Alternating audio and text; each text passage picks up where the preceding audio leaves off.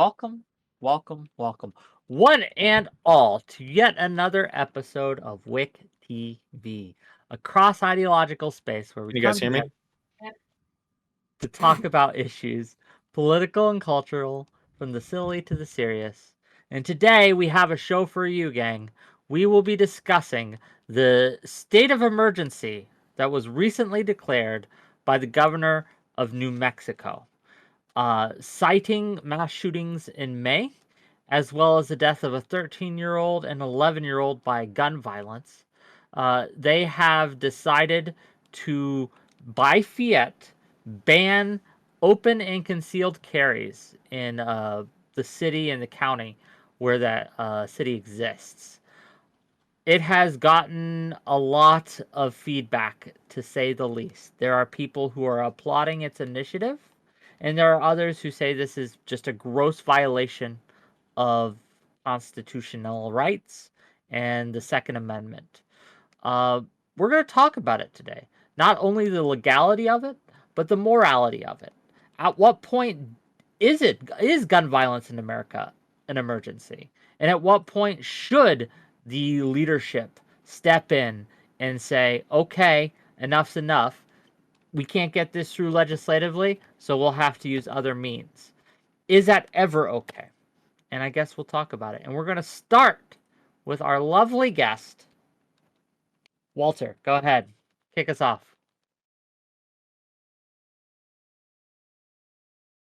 Okay, so I guess my whole perspective on the issue when it comes to these executive orders, I think, executive action suspending rights in the case of emergencies.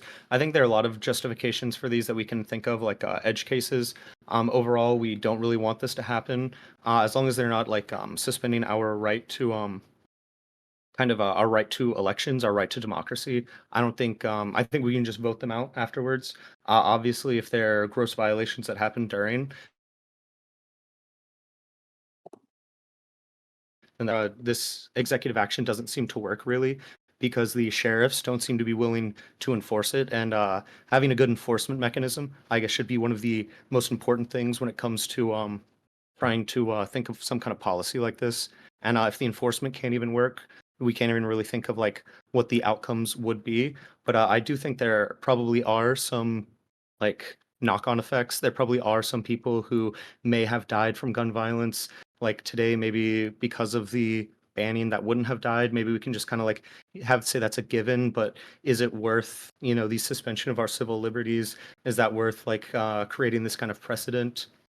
Um, it's definitely like a contentious issue. Overall, I think I defend the right for like the executive to have these kinds of powers in case of emergency. But if I don't agree with them and the way that they've enacted it, I'm totally down to then vote them out or try and impeach them. But I guess we'll be able to find out in court if this is constitutional or unconstitutional. And Okay. I cede my time. Sure. I don't know if we have to wait for court. We are on WIC TV, so we get to give our opinions, right? And we'll see how that goes in the court of public opinion. Next up, we have Alec Gunter. Go ahead. Hello, yes, I am Alec Gunter. As far as this legislation goes, I think that it's kind of a slap in the face to people who have been fighting for actual gun legislation that would help the gun crisis in America, which is very much present and needs to be addressed. I will say we have more mass shootings than other countries by leaps and bounds. Although when you break it down and look at statistically which guns are the most problematic, it tends to be most people think it's assault guns, assault rifles, whatever. It tends to be handguns like pistols, because those are the ones that people typically use for interpersonal violence and suicide. And those really are the two biggest issues when it comes to gun violence. So the way that we solve gun violence is, you have to solve underlying systemic problems. And if you want a more direct solution, you would use something like an application system where you would apply for a gun, have to wait maybe weeks to up to a month, whatever, in order to receive the gun, and that would prevent you from making any rash decisions involving the gun. Because what happens a lot of times is it's very easy to purchase and obtain a gun, and then you can use that to commit whatever acts of violence you happen to be, thinking about in the moment. So something like that would help. And then, like I said, really what we need is underlying systemic solutions, not just an outright gun ban. all this is going to do is spark outrage, especially among conservatives in the area, and it's just going to it's not going to result in anything good. People aren't going to the police don't even want to enforce it. So I really don't know what they're going for with this. Not to mention it's temporary. So I really don't know what they're going for with this. It just seems more like it seems like they were trying to jump to a swift solution without really thinking too much about it. So I'm against the legislation as it stands, although I am in favor of more gun legislation, just not like this. Okay, I guess during the open, I'm curious to find out if there was any form of this, if they did it more strategically, wisely, etc., that you would be more okay with. But we'll get into it as we go. Next up, first time guest on my show, the Dami Lama. Go ahead. What you got for us? All right. I think I went a little cringe. I prepared a statement, so I'll try to decringify this. No, I'm just going to read it. Today, we stand at a pivotal juncture deliberating the decision of a governor to enact a temporary 30-day ban on open and concealed carry, particularly in cities with high gun crime rates. One distinction we're looking to draw upon is between the right to bear arms and the right to carry them in areas deemed sensitive. While our Constitution enshrines the right to bear arms, it does not grant unrestricted right to carry them anywhere and everywhere. In my opinion, Grisham is an American hero. Historically, across cities across America have enacted ordinances that regulated the carrying of weapons in specific public places. These ordinances are not arbitrary. They are precise, with targeted restrictions crafted in response to specific concerns. But that's not the heroic part of this order. Governor Grisham's order, whether or not you agree with it, serves a purpose beyond its immediate intent. By pushing the envelope and testing the waters, it forces us as a society to confront and clarify the limits of the Second Amendment. It's bold and it's controversial, but in our system, it's only through controversy that clarity emerges. Inevitably, measures like these will be challenged in court, and it's through these challenges, these rigorous examinations under the lens of our judicial system, that we gain clarity. We need to know definitively what rights are guaranteed under the Second Amendment. We also need to understand the safety measures that are constitutionally permissible. Only by actively seeking out these boundaries, by testing and challenging them, can we hope to achieve a clear and consistent understanding of the relationship between our rights and our safety. Cringe over. Okay. First of all, being prepared is not cringe. I will stand being prepared and coming with research any day of the week. So thank you for being here. We'll get into it as we go. It was fine. 8 out of 10. Solid intro. Speaking of solid intros, Fairy Queen, what you got for us? So I'm going to try to keep it short because I'd like to just dive right into the back and forth. But I think that this is a clear example of a violation of the Second Amendment. I agree. There are many examples of sensible gun legislations that I think that we should pass. I think that are reasonable to pass. I also think that it's significant that David Hogg, a survivor of the Parkland shooting, came out and deliberately stated on his Twitter page that even though he supports more gun legislation, that doesn't mean he thinks that there's an exception to the Supreme Court, to the Constitution, to suspend your constitutional rights in the name of a public health emergency. And he was echoing the statements of Congressman Ted Lieu. In response to something that the Dami Lama said, which I know this is the intro, I do think it's worth mentioning that a federal judge has already blocked this in the state in Albuquerque. It seems as though the way it's playing in the courts right now, as though it's recognizing it as being unconstitutional. But I agree. I think it's important. This is what I'd like our conversation to be tonight. I am worried that it's going to devolve into what does sensible gun legislation look like? What should it be? As opposed to the second question, which I think is the real issue of tonight, which is under what circumstances and under what specific state emergencies is it okay to suspend certain constitutional rights, or is it ever okay? And I'm curious to hear what the rest of you guys think. And we will be curious to tell you. Thanks again for being here. Always a pleasure. And last but not least, the wild card himself, Reservoir. Yeah, I I'm coming into this.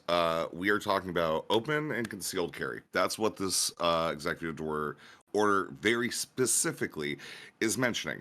Open and concealed carry is ultimately a form of speech. I think that that form of speech is what we would call intimidation, and I think that yeah, like that light level of intimidation, all it's going to do is make gun owners themselves targets of criminals because you take them out first. I think that it is simply a benefit for all of society for these walking meat targets to be walking around with their guns holding them, just so they can go ahead and feel like they get their brownie points. I support that fully and entirely as a part of their speech, that they are willing to take the first shots so that way the criminal can go ahead and complete the rest of the spree.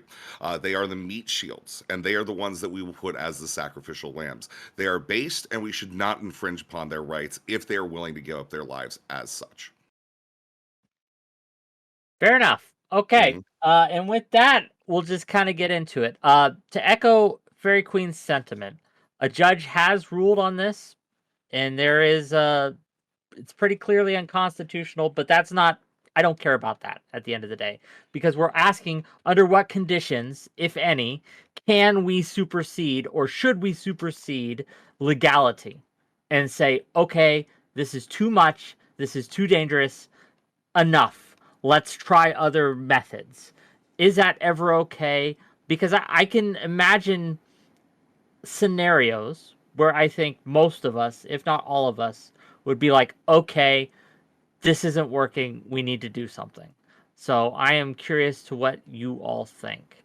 And with that, the floor is yours. Open discussion. If you have problems getting in, let me see your hands, gang. But other than that, go ahead. I just I want think to. I want to see an actual court case before I'm willing to call this unconstitutional, because the governor declared a declaration of emergency to begin with, right?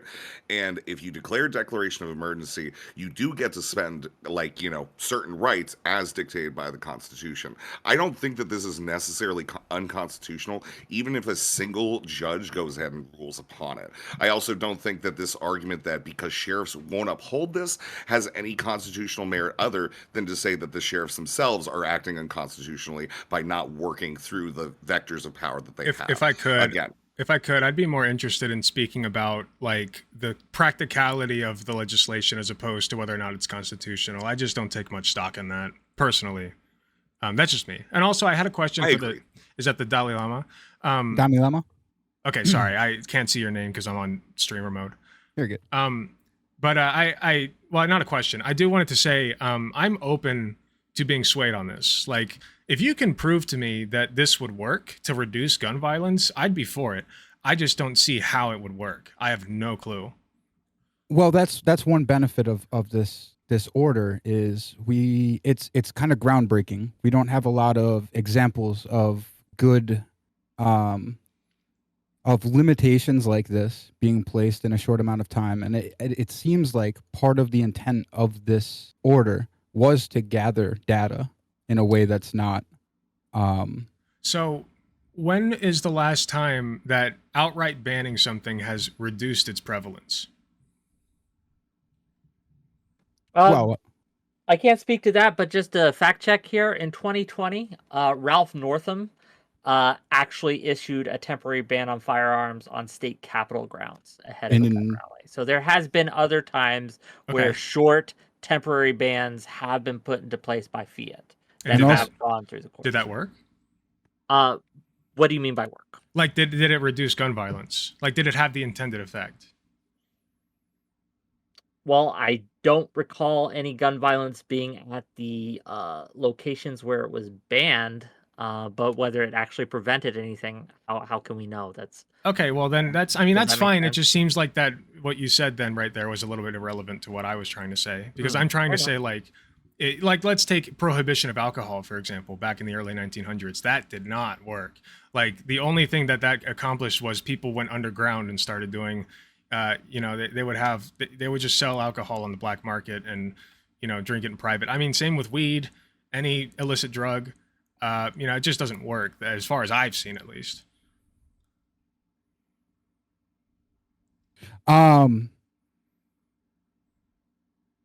So if we're looking for situations where this worked, it's really hard to gather data on this. Laws like this exist. There are dozens of local cities that have ordinances in place that prohibit open and concealed carry in places like churches, schools, and even as open as social gatherings. Election precincts, courtrooms, and even public assemblies. A lot of cities in Missouri, for instance. Well, yeah, but those are like isolated areas with specific circumstances. When you're Well, talking that's about the public venue, I don't think that banning guns, like the concealed and open carry in public spaces, at least there are certain public spaces that I would agree, but I think for the most part, the public space, open carrying and like banning open carrying, just as far as I can tell, wouldn't solve anything based on the data we have of trying to ban other things. Well, yeah, that's the problem is the limitations of the data that we have now. Based on data, there's a bunch of major talking points that are said, like they say 77, but it's actually 65% of the 64% of the amount of guns that are used in mass shootings are legally obtained. But that's an argument for this the sale side level. But I would say these specific areas like churches, schools, social gatherings, election precincts, courtrooms, public assemblies, these limitations being a blanket ordinance over the whole city is actually more of a clampdown and more of a deprivation of rights than the idea that there's a threshold, like in this order, of if you are in an area that is specifically meets a if you meet a threshold of a certain amount of gun violence, then that's when the provisions kick in. So it's not altogether a ban throughout the state. It's a ban if you are in, I guess we would call it a sensitive area based on that threshold. Okay. I don't want to hog the spotlight or anything, but I guess another part of this that we're not addressing is that the guns are already out there. So, like, if you're going to do a gun ban, I guess if you do a gun ban in public areas, you can still keep a gun in your house, and that's legal. But since the guns are out there, I wouldn't want somebody who has a concealed carry license to get bombarded by police officers and arrested because they are now, maybe they weren't even aware that like the legislation went into place, and now they're going to be arrested because they previously were a law-abiding concealed carrier, but now they just are not because they're breaking the law and they didn't even know it. So I guess I'm just concerned. There's plenty of examples of police in places where open carry is totally fine, and they get a call from a person, you get approached with the gun, and then those interactions don't end well to begin with. So even without that, the cops are still going to fuck with you, even if the laws are there. It's really important to know that there's a distinction. This is not fair, by the way. This is not a legal. I mean, this is not a criminal penalty. This is a civil penalty. If you're caught, you get a $5,000 fine. Okay. I'm not clear on all the details of the legislation, so thank you. Sure. Oh, so it's just a penalty for the poor then? Yeah, that's a It could be argued that way. Yeah, that is true. I want to hear from Walter. Walter's trying to get in here. Go ahead. No, that is a pretty massive fine either way. If you hadn't heard of the ordinance, but I think that's why we have like some of our police officers can, issue some discretion in how they apply some of these things, or let you know, like if you get pulled over with no permit or something, or your tags are out, they might give you a warning the first time. There's a lot of stuff like that. But I just wanted to push back against the whole thing that banning doesn't help anything. I think like banning, if we did, I don't know if we want to sacrifice our civil liberties just to get these effects, but I don't think we can deny that the effects kind of like would exist. I think I've seen a few studies that say that banning open carry does affect overall fatalities and like reports of people going to the hospital. Just the thing of like prohibition. I mean, do we want to like look at Colorado and see if like weed consumption has increased since they legalized it? I think that like prohibition, it still exists. There's still a kernel of it, but by banning something, it forces it underground, and thus there's less people, accessing it, less people using it. So I think we should just like at least be honest that like the ban probably does save some people's lives, but is that worth an executive order coming in and changing our rights, even if just temporarily? I guess When we talk about drug restrictions, right? We say heroin, like heroin is illegal. Why do we say it's illegal? Because it's an illicit drug that only serves to harm somebody, and it's highly addictive, et cetera, et cetera. But by making it illegal, all you're doing is preventing somebody from being able to get it. But why is somebody seeking it out in the first place would be my question. If somebody's seeking out a gun in order to commit some kind of act of violence, that's the root of the problem, not the gun itself. So I would like to solve underlying problems in that person's specific circumstances that would prevent them from wanting to do that in the first place. You see what I'm saying?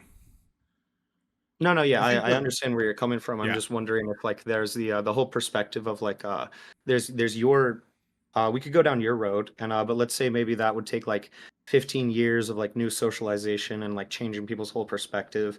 And then let's say over the course of 5 years, instead, we could like get everybody's guns out of their hands. And in these like same time periods, we achieve the exact same end, the exact same goal. But in one of them, we like stomp over people's civil liberties. And but you would prefer to go the 15-year route instead of the 5-year route? Um, I'm not even I don't even know if I'm necessarily in favor of banning guns at all. Like I want restrictions on them, but I still think it should be your legal right to own them.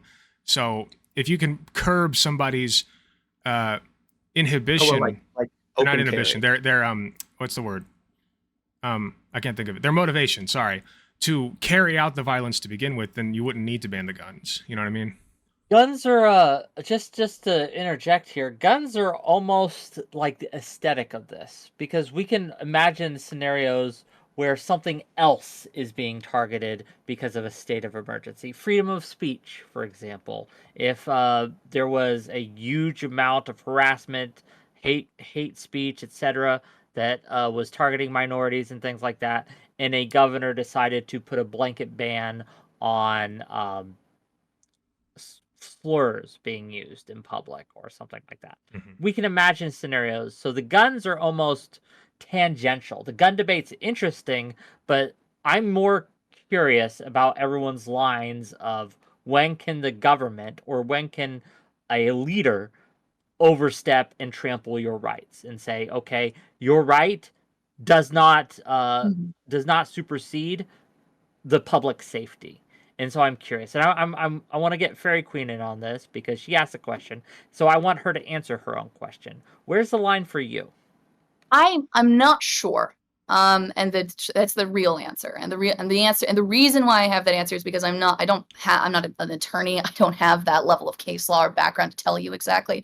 What I would say is like when we're talking like I realize that it might be boring, as you put it, Rez, to worry about whether or not the human meat shields should have the constitutional right to flash their pistols off in public, right? But I'm not sure I care that it's boring, right? Would we be talking about this, like banning or suspending a constitutional right of any other type for any other public state health emergency that occurred, right? So an example that would we be talking about whether or not the policy would be effective in the same way if we were targeting a different constitutional right? So I can give you an example. One of the things that I considered like before coming on this panel is 9/11 isn't a good example. That was a public health emergency. Thousands of people died. The World Trade Center had been destroyed. And there were many policies that were implemented in New York as a consequence to try to target ethnic minorities and try to target Muslims within New York. I think that if we were talking about that specific issue, I'm not sure we would be talking about, well, like, let's see if I could find one of the examples here. I'm not sure if we would be discussing the efficacy of those policies. I think what we would be talking about is regardless of whether it's effective or not, the state doesn't have the right to to create a demographics unit or to create a zone assessment unit, right? And to monitor and to infiltrate Muslim communities and institutions, right? We would have a very different perspective if we were talking about that issue, right? And so as horrific and tragic as gun violence is, as horrific and tragic as it is when the 11-year-old boy was shot and killed and his aunt was permanently disabled, if we wouldn't have this kind of conversation in the aftermath of 9/11, I'm not sure why, because the aesthetic issue happens to be gun violence, we would be doing the same thing with this issue. I mean, if we're not going to have the conversation, well, what do you mean we're not going to have the conversation? We've had the gun conversation is 3 decades old at this point. Like, we've had places where people have pretty much outright banned them, right? The only difference this time is that the sheriffs are completely superseding even legislative authority to begin with, right? Like, that's what's happening here. That's, like, I think the weirdest part about this. I'm going to be honest. I know that, like, they've kind of trimmed this all back to be like parks, public places, churches. I think that's good. I think generally speaking, where little kids are and shit, probably don't want to have a lot of guns there. And if you do, they probably should be trained individuals that have those guns. Um, we've been having this gun conversation forever about banning them, and it's that simply probably won't happen, right? We will have like some level of like, the sheriffs just aren't going to enforce it. If that's like the case, then it's all like null and void, right? Like, no matter what, if you have like a police like force that isn't going to do anything, what's the point of even having a conversation about like what laws we can do? The cops are going to do what the cops are going to do if we don't actually like bring that in, right?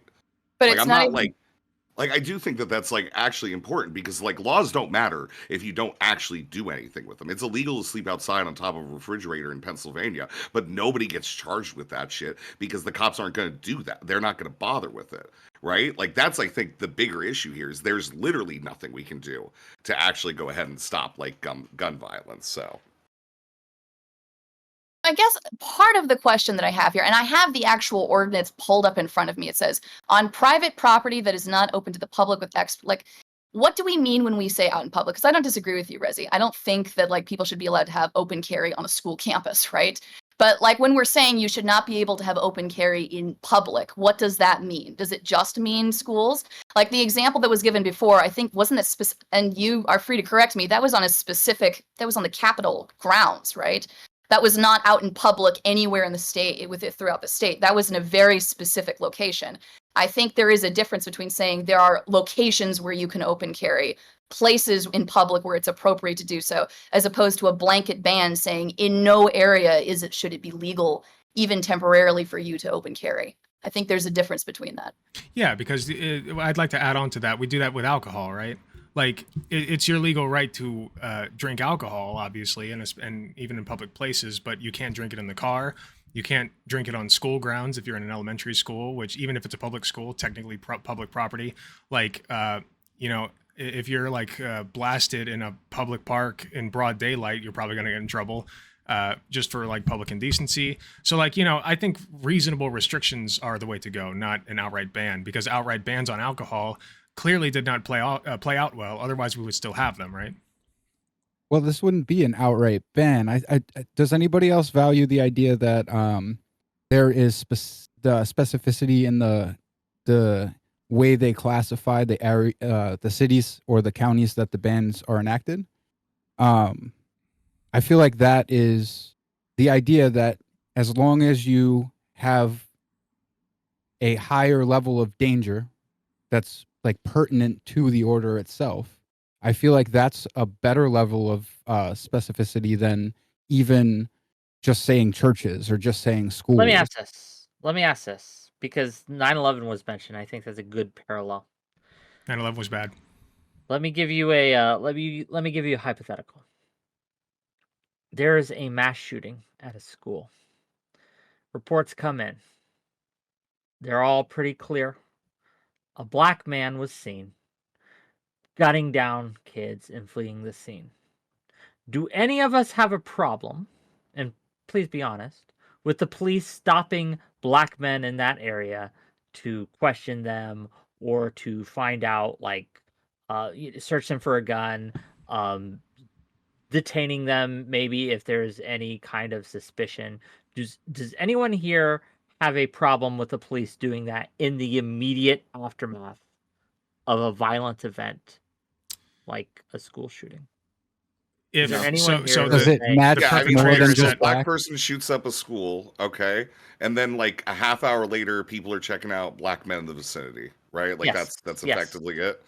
Yeah, I think the cops are going to do that regardless. Like, that's probably Does just. anyone think that's a overstepping bounds, racial profiling, bad, If racist? it was Well, a it's white guy, necessarily if it was a racial white guy, profiling. the same thing. I would say you'd be Yes. trying to stop every white man. If it was a, Mhm. diminutive statured white woman, for instance, Well, with a really sassy snarl, if you right? get Yeah, absolutely. Same if you thing. get like 50 reports saying, yeah, we saw this guy, he was like very dark skinned black, he had a shaved cut, he was 6'2", 240 pounds, whatever, and then you have police stopping like black women or With black dreads or people who are like something. 5'2" with dreads down to their hips, like Yeah. that's racial profiling. You need to actually match the description.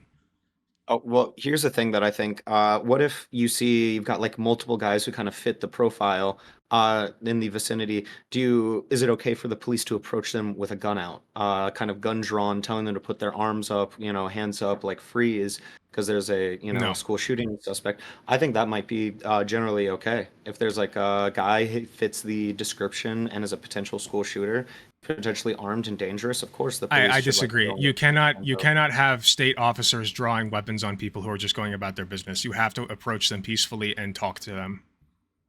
Even if they match the exact Yes, description. even of if a they armed match and the exact dangerous description. person? Yes. Yeah, because even in that case, the whole thing should be de-escalation. Like, Yes. even somebody with a gun isn't necessarily going to start This is shooting gonna- immediately. There this was is- that one kid in a high school that Well, brought they- a shotgun who got a hug from his gym teacher. This is gonna and he s- just gave up on it. In This is this gonna sound hypothetical, morbid. they just shot though, right? This is going to sound morbid, but police officers signed up for the job where you might die. Okay, so it is incumbent upon them to take that risk instead of immediately assuming anybody in the vicinity might be a threat. Also, is racial profiling necessarily bad in that instance? Well, like I said, if they're just I think stopping any I old think black it's a person, then misuse. yes, they have to I think actually it's like match a the misuse. description. But this was an active shooter that got away, right?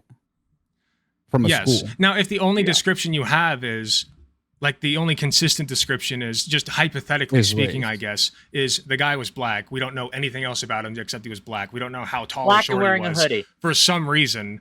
Right. Then I guess that would be necessary, but you still have to approach them peacefully, say, where were you at this time?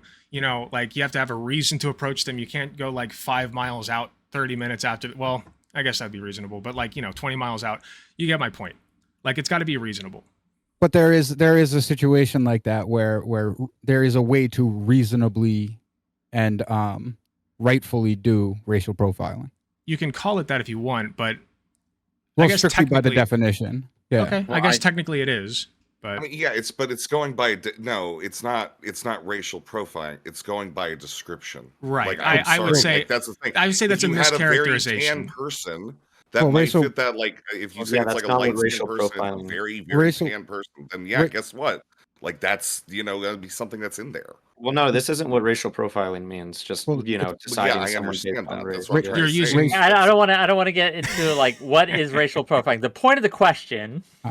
the reason I ask is because under normal circumstances, we'd be a little like we can imagine the cops in this scenario approaching people. We Go a all little say off it the- should probably be off the peaceful. rails there. It's not going to. It's going to be a little more aggressive. I think that's natural.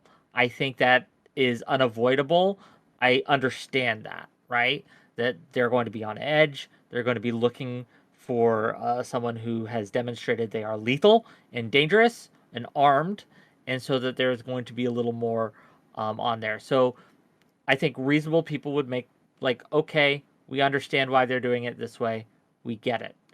I'm trying to tie this in to the idea of the government, a leader, seeing what they see as a health crisis, as a crisis, something that is ongoing, active, an active danger to the community, and taking steps that normally, under normal circumstances, if this health crisis did not exist, no one would be okay with. But seeing as it does exist, we're like, okay, maybe we should allow this in this case. So my question is, where's our lines? And that's what I'm trying to figure out. How many people, Fairy Queen, I'll ask you again to start, and I want to hear everyone answer though, right? At what point would you be okay with a ban like this? How many people dying a day in a locality towards gun violence would it take for you to be like, okay, maybe we need to put just a fiat order on this and try something, right? I don't know what the legal precedent for this. I would say I'm probably not talking legality here. The constitutionality of it, the legality of it, set it aside for a moment. My question is, for you personally, whether it's legal or not, would you be like, okay, governor or leader, mayor, whatever, step in, do something? it would probably for me personally, it would probably be a series of mass shootings. It would have to be like a series of a lot of people being murdered in mass consistently, like at least twice, in order for the governor to step in and to have a motion like that. Okay. It would not. And that's an extreme bar. It's extreme for a reason. Sure. No, I'm curious what. So Dalai Lama, you're for the order now already, right? So your bar is probably a little lower. I'm for the order for a couple reasons. One of them is for the moral question. I don't believe that there's anything moral. I believe owning a gun or having the right to own a gun is amoral. But the only reason why we have a moral attachment to owning a gun is because we see it, rightfully so, as a right that's guaranteed by the Constitution. So at that point, we would be deprived of a human right that we see within our society. Rezi, how many people before you're like, okay, governor, do your thing? 3 standard deviations over the norm as per average per capita deaths in like the United States, I think is a fair way to go ahead and look at it. Like that's, I think, like if we're going to be looking at numbers wise, that's like what, like around like maybe 1.3% of like locales. And like we can examine like why there is such a higher per capita rate of gun violence. And I think that this would ultimately lead to the disarming of rural communities entirely. Because I think gun violence is per capita very prevalent in a lot of rural communities. I know that like Albuquerque right now is at like the second most murders or something like that in the nation right now. It's like becoming like the new murder capital. So yeah, I think Albuquerque is probably a good place to start. If anything, it seems like it is probably one of the most dangerous areas. But if it came to like just a place where those aren't happening, it's like, all right, well, maybe they actually have a culture that somehow like allows for this to be okay. But I would probably go with statistics there of approximately 3 standard deviations off mean. 3 standard deviations. So if normally it's 10 people a year that get killed, and suddenly it's what? Put that. It would probably be like if it's 10 people per year normally, it'd be like 98. You know, I think it's normally 1.1 person. So I'm probably looking at around like 10 to 11. You know what a legitimately good legislative action would be? Free healthcare for a month. Not a gun ban, free healthcare, mental, physical, whatever, for 1 month. Okay, so from the state. We have 10 school shootings in a month in a location, and your answer to that is free healthcare? Yes. Free gunshot wound Save the heals. ones that live. Wow. That'll help them out. Well, it won't help the people who already died, but then again, neither will the gun bans, will they? What I'm saying is, if you solve the underlying problems, if you have, okay, so people don't just go and shoot up schools, right? There's an underlying issue there. They have maybe a familial problem, they have a mental problem, probably a combination of both. Maybe they've been bullied. You know, there are all kinds of circumstances. Maybe they're on alt-right forums on 4chan. We have seen plenty of those. So why do they go to these places? Why do they do the things they do and think the things that they think that lead to the actions that they then take? A lot of the time, it's because they don't have access to basic resources like healthcare. So if you want to effectively solve this crisis, you need to open up access to these things that they don't have that lead to these violent outbursts, such as mental health care. But wouldn't that be like that just straight up wouldn't work, because those people that are doing this are most often isolates who have refused outward help over and over again, and we see this happen in all the patterning. Those like putting free mental health care, totally based. Absolutely, we should have free health care. All right, that's cool. How about this? But the thing is, those people are the people that are doing this aren't even going to incentivize. How are you going to incentivize? You say we will give you $100 check. Write them $100 check. Go see a psychotherapist. $100 check. Have you ever experienced trying to find the meds that work for you? Yes. That solution itself isn't necessarily an instant solution. But at least it's a start. These people yeah. have nothing else. You don't go to shoot up a school if you've got something to lose. Yeah, this way we get them to turn themselves in so we can put them on a list and we can observe them and remove other rights from them, like the right to privacy. Here's one of the things that I think that we should bring up is that one of the mass shootings that really triggered a lot of this was an 18-year-old boy was just like walking through like a neighborhood, I think shooting through buildings with like a gun that he had gotten. Am I had, like, crazy? Is what I said unreasonable, guys? I don't think that it is. This guy had free healthcare. They're making me feel He's like I'm crazy. He's a minor. He's getting healthcare. He's like an isolated individual. He doesn't know a lot about the world to get himself to like his own kind of psychiatric facility that will test him out. Like, not all of these people are going to step forward and like vouch to say like, hey, you know, I'm having bad thoughts. I want you to take care of them. Maybe if we raise prevalence of that would help with some things. But overall, I just the thing where I think maybe we would call in a public health safety is when like the average person, the average individual who is an open carry person is getting into like gunfights like the Old West and like the town square. At the end of the day, it just doesn't seem like some of these open carry bans are going to prevent what this guy was going out to do, which is the thing that was the impetus for all this. We can talk about where the average gun deaths come from, the accidents in the home, the not storing them properly. But like the thing that triggers all of these is always mass shooting events that will probably still be prevalent without these kinds of with these kinds of legislation. Can I lay out an example? Yes, but after you do, I want Fairy Queen to be able to respond. So I'll make it lay out quick. your example, and then we'll get to that. I'll make it quick. You have a guy, like I said, that has nothing else to lose. Okay, maybe he was abused as a kid. He lives alone in a dumpy old studio apartment that's run down, whatever. Cheeto dust all over his beard, whatever. 4chan boards, alt-right. You know, I'm painting a picture. This guy has nothing else to lose. So he says, you know what? Screw it. I'm going to go out and I'm going to do a mass shooting. And so you have two worlds. Three worlds. One is he has access to a gun, right? Easy access. And he just goes and does it. The second one is he doesn't have access to a gun, right? No access, period, end of story. He can't get one. Well, now what do you have? Now you have somebody who is homicidal, suicidal, has nothing going for him on alt-right boards. Mental health is a mess. And all he wants to do is go and commit a mass shooting. And so what is our solution? We're going to take the gun from him.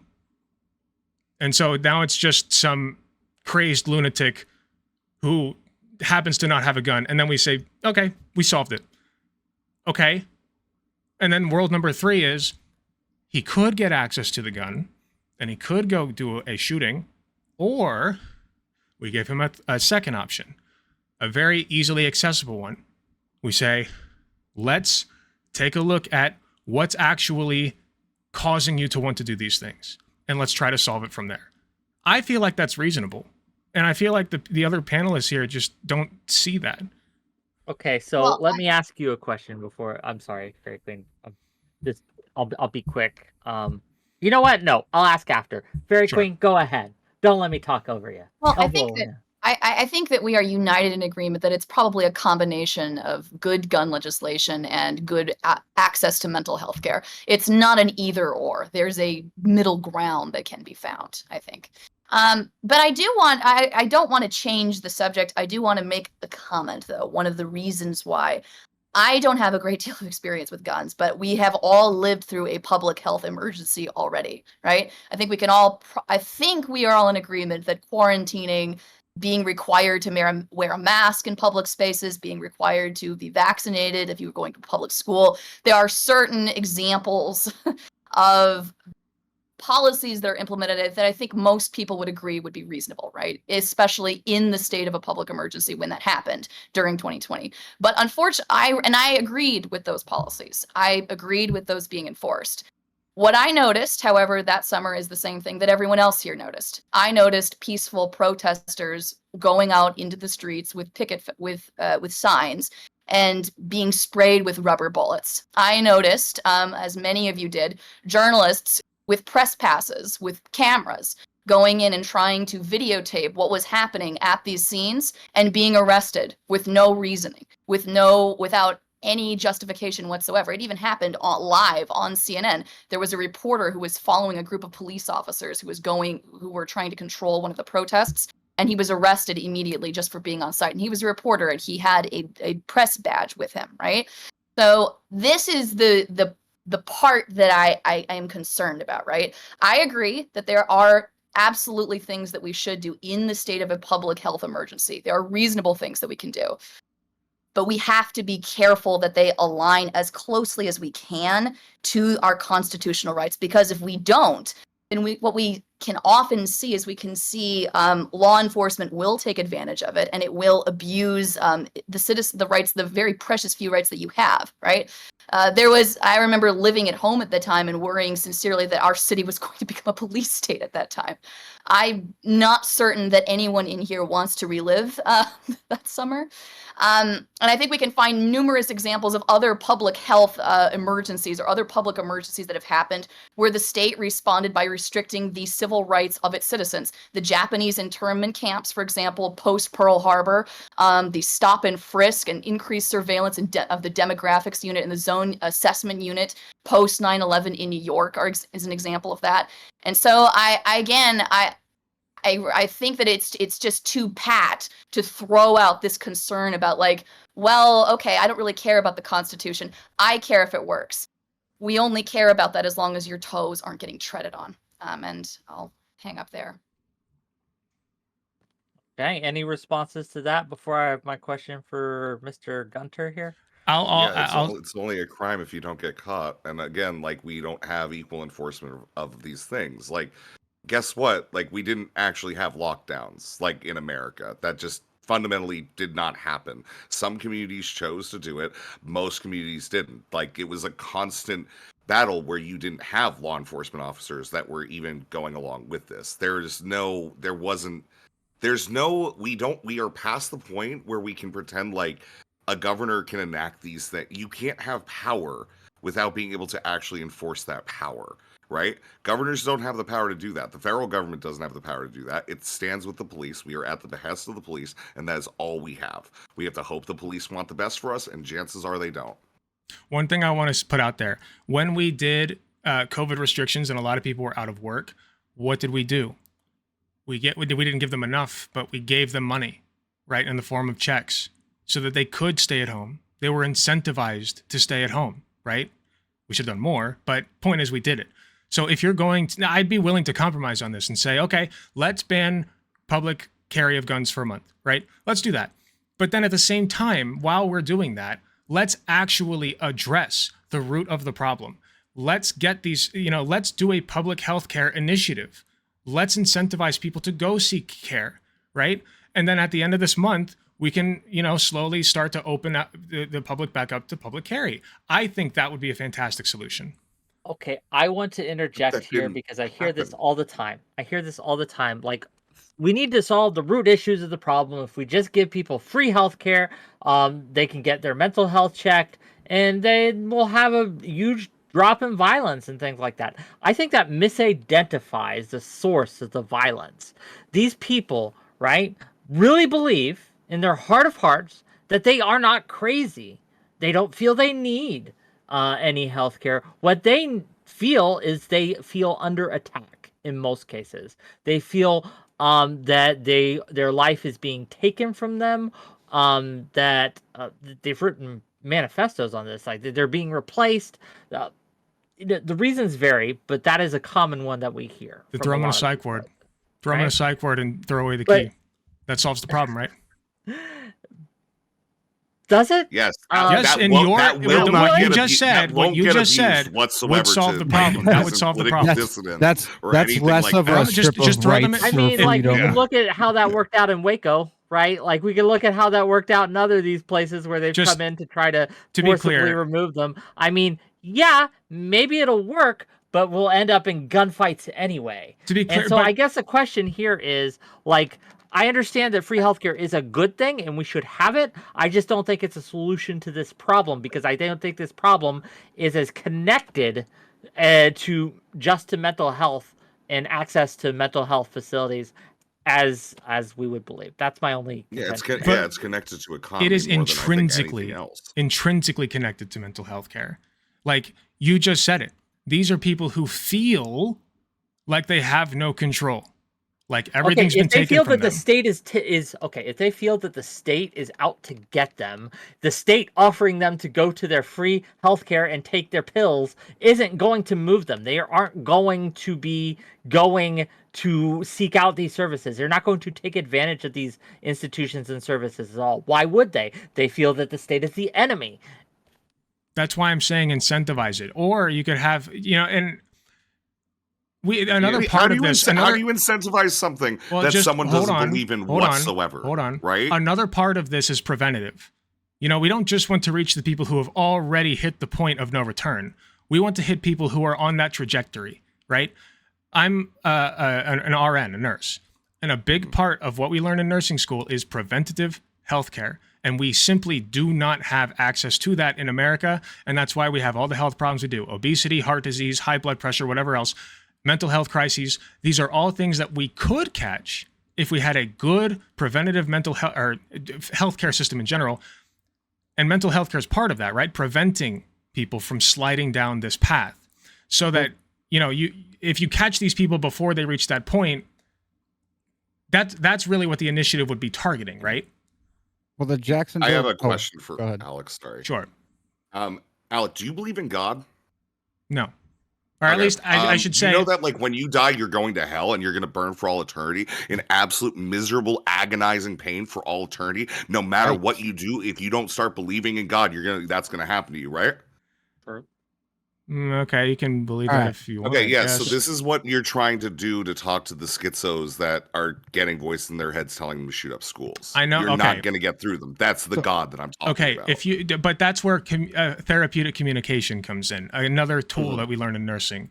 If you have good training in mental, let me put it this way. I had somebody break into my my addiction clinic once. This actually happened. He broke in, door was left open, and this guy was off his hinges. Okay. He was quoting Bible verses. He was talking about how, it was unreal. I've never seen anything like it since or before then. And so I couldn't get close to this guy. I wanted to try to get close to him and check him out medically, but I couldn't. So what did I do? I called the EMS and I started distracting the guy, right? I started saying, listen, you seem like a religious guy. Why don't you tell me more about the Bible, right? Just let him kind of talk himself out until somebody with the tools that can stop him safely and escort him to get the mental health that he needs arrive. So, like I said, this is a skill. This is a trainable skill that you were trained on, right? Correct. All right, so just like a random storekeeper is going to get trained on that. No. And has, like, free availability No. to, like, I'm these saying if you de-escalation tactics. You guys, okay.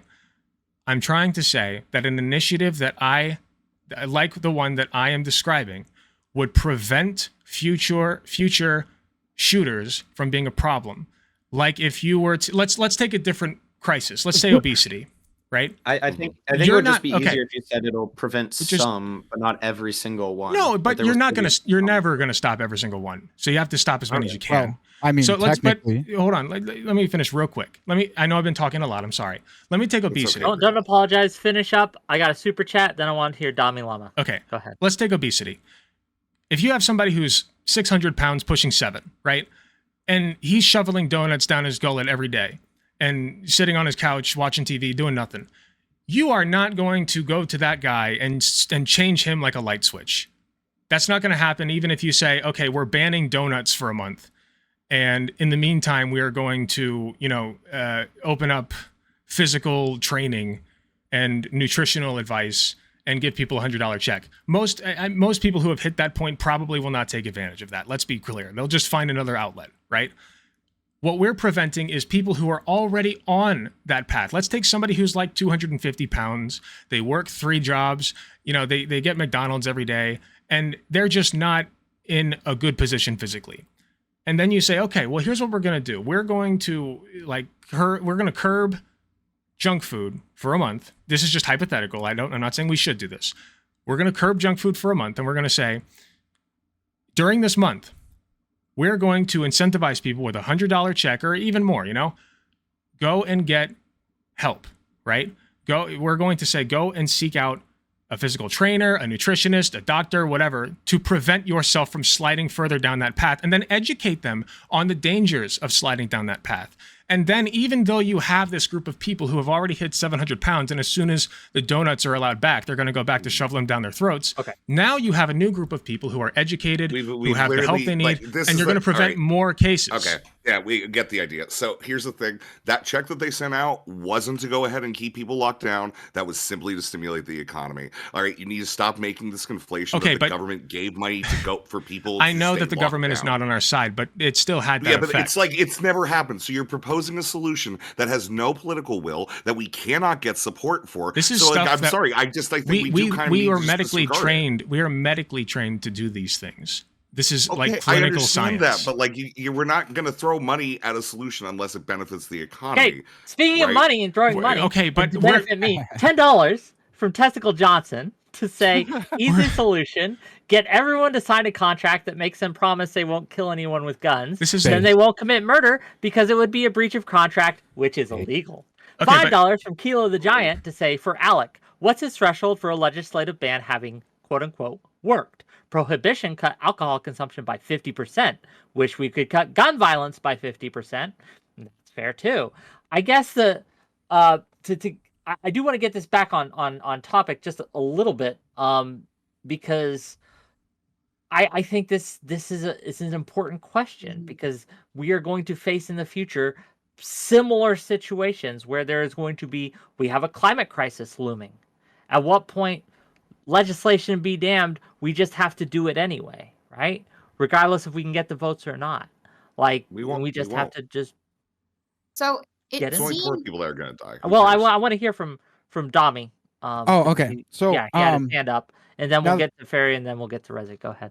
we're getting rerailed, so I just want to address like a lot of the mass shooters that have happened, or have done things, have a history of mental health interventions. So that alone doesn't seem to be a solution to the problem, especially in situations like most recently the Jacksonville dollar store. That person was Baker acted, which means they were involuntarily held and evaluated. Maybe that can be something in the long term that will effectively address the issue over a period of like a decade, maybe, if we also put energy and resources into that solution. But the nature of an emergency order is the emergency part, I guess.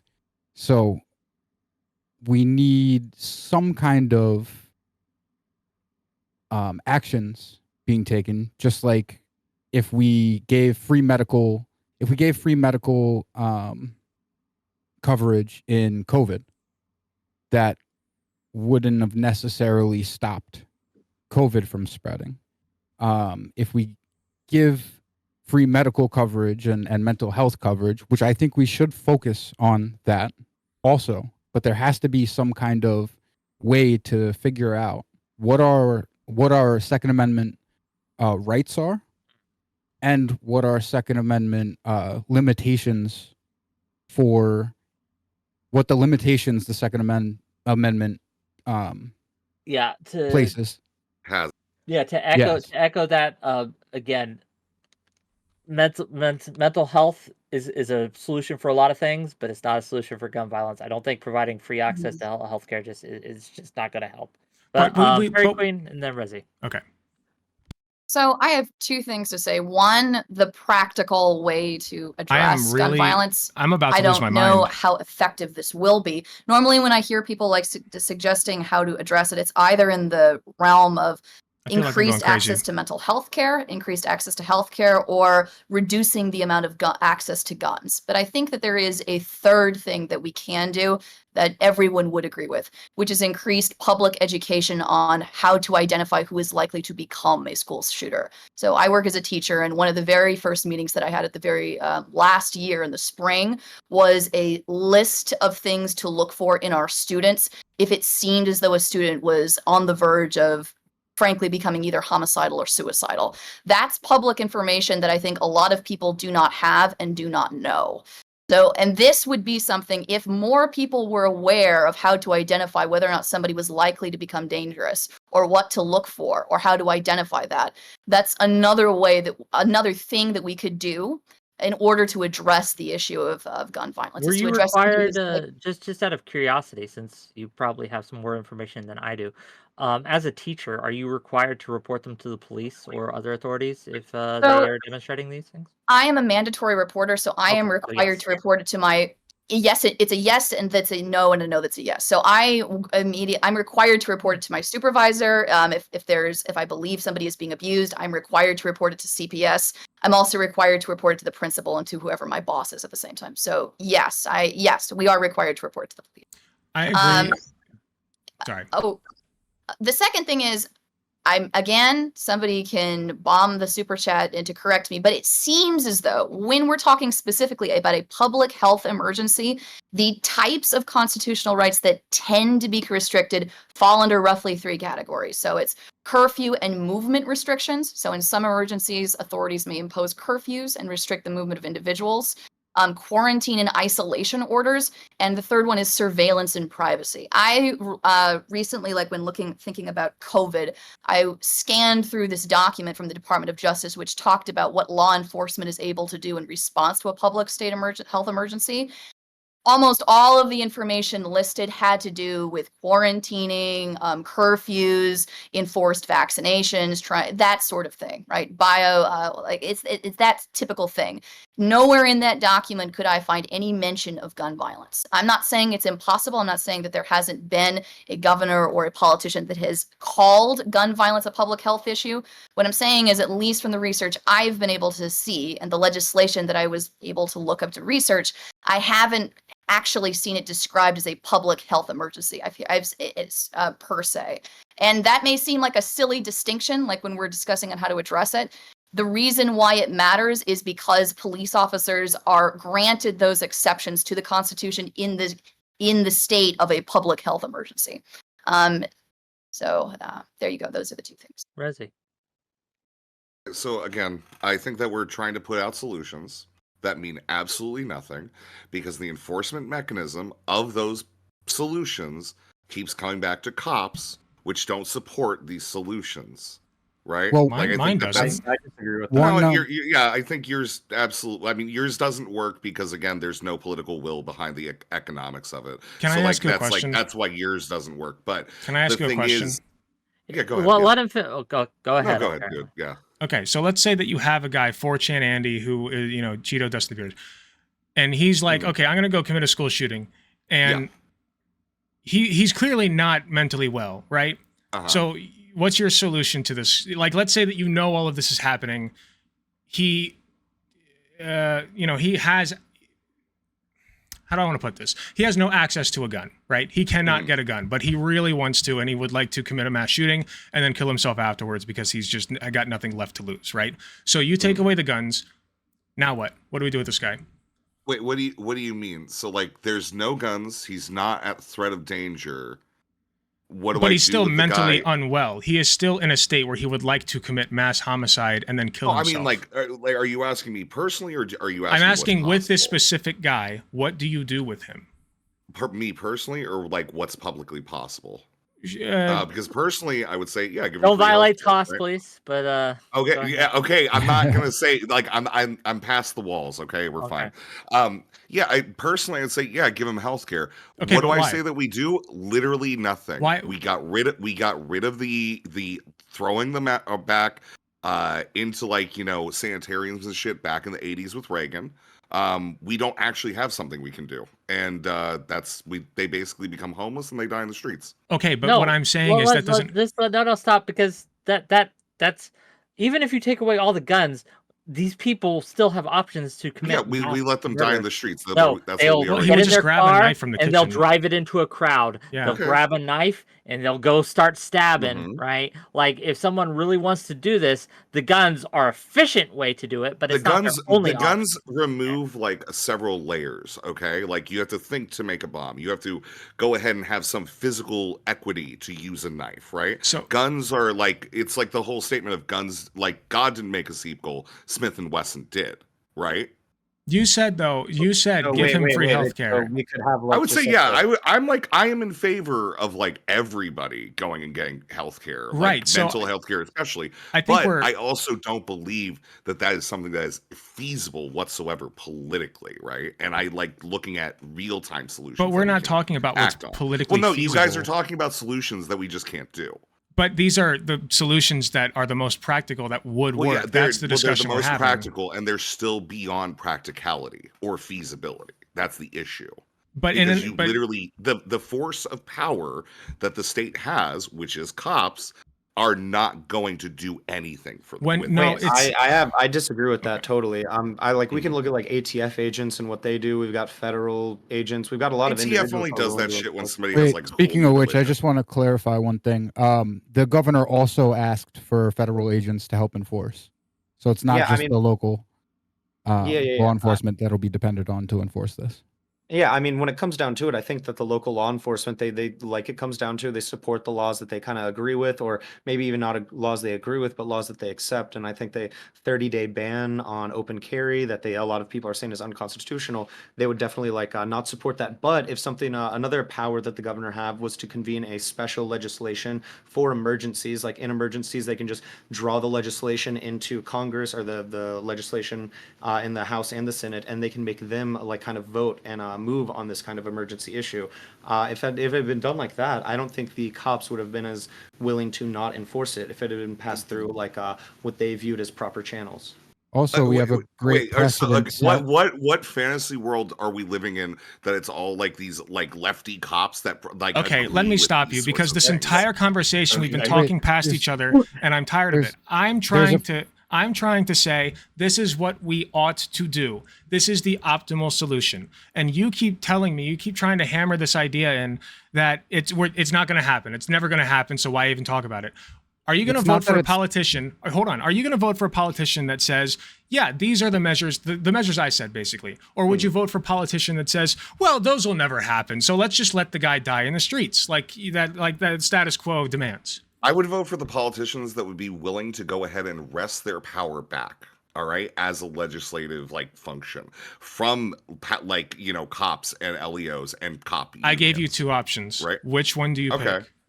Well, you gave me 2 options. I'm choosing the one that I would actually like to do. Okay, but- and, like, but what I've in been this- trying to, but like, in this hammer in on scenario, is that we this is in my this scenario argument Do you versus like your healthcare, argument. or do you like dead kids? This is my argument versus 100%. your I love argument. dead kids, man. I like the blood flowing in the street. All right, shout out Uvalde. You just sound very hopeless this entire time. That's all I'm saying. You just sound yes, like none of this will ever yeah, happen. because it is like kind of a little hopeless if we're not going to address the power. Not. We do not have power to do things. Yeah, so we need all to right? go get the it. bottom of this comes down to we need to refix how we do enforcement, and we need to start like actually tackling the actual issue here. Yes, we could do a lot of things if we didn't have corrupt police forces that have reduced our ability to believe in the state in the first place, which causes a lot of these people to go fucking crazy in the first point. Like, Wait, right? It's so like corrupt. Okay, so $20 from Temperate Takes. Let me make my money, gang. Capitalism based. There's never a will to do something until the worst case scenario. Women and children were starving before prohibition was finally enacted. We'll have security guards at every school before anything about gun control is done. I do how want many to. kids need I to do get want to turned into back up. hamburgers I do want to before we back do up something? Gunter here, just a tad. Like you act as if this isn't going to be enforced.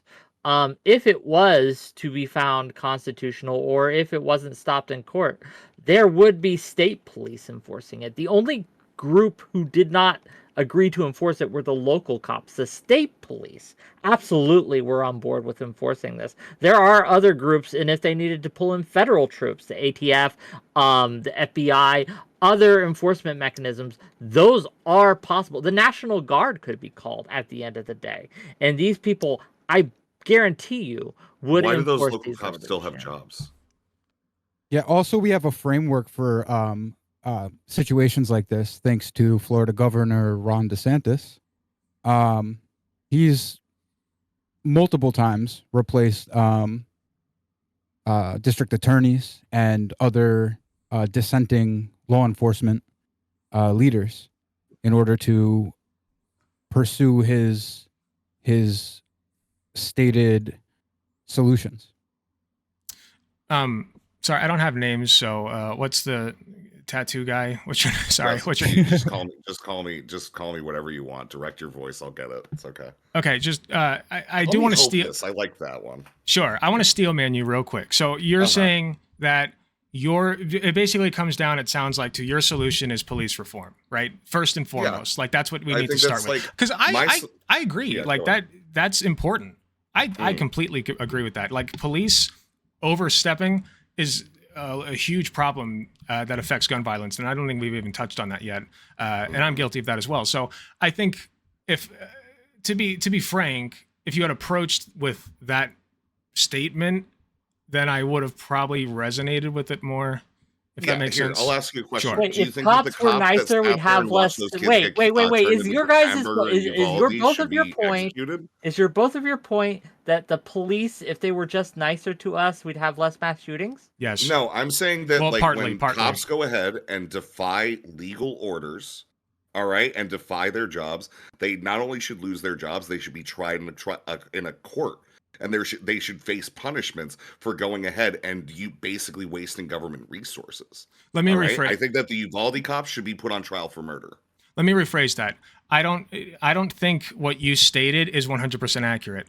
What is accurate is if police officers were less trigger happy, then we would see less police violence, and that would lead to fewer people. How do I want to put this? We've seen that reducing police violence reduces the rate of crime and reduces the rate of poverty.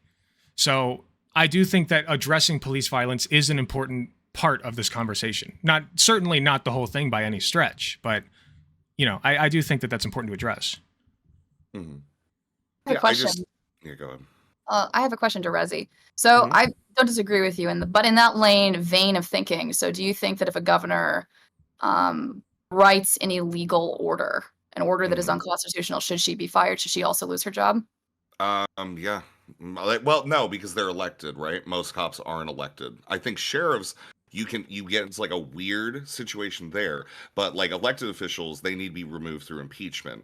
But cops are literally working a job as they are hired as a voucher.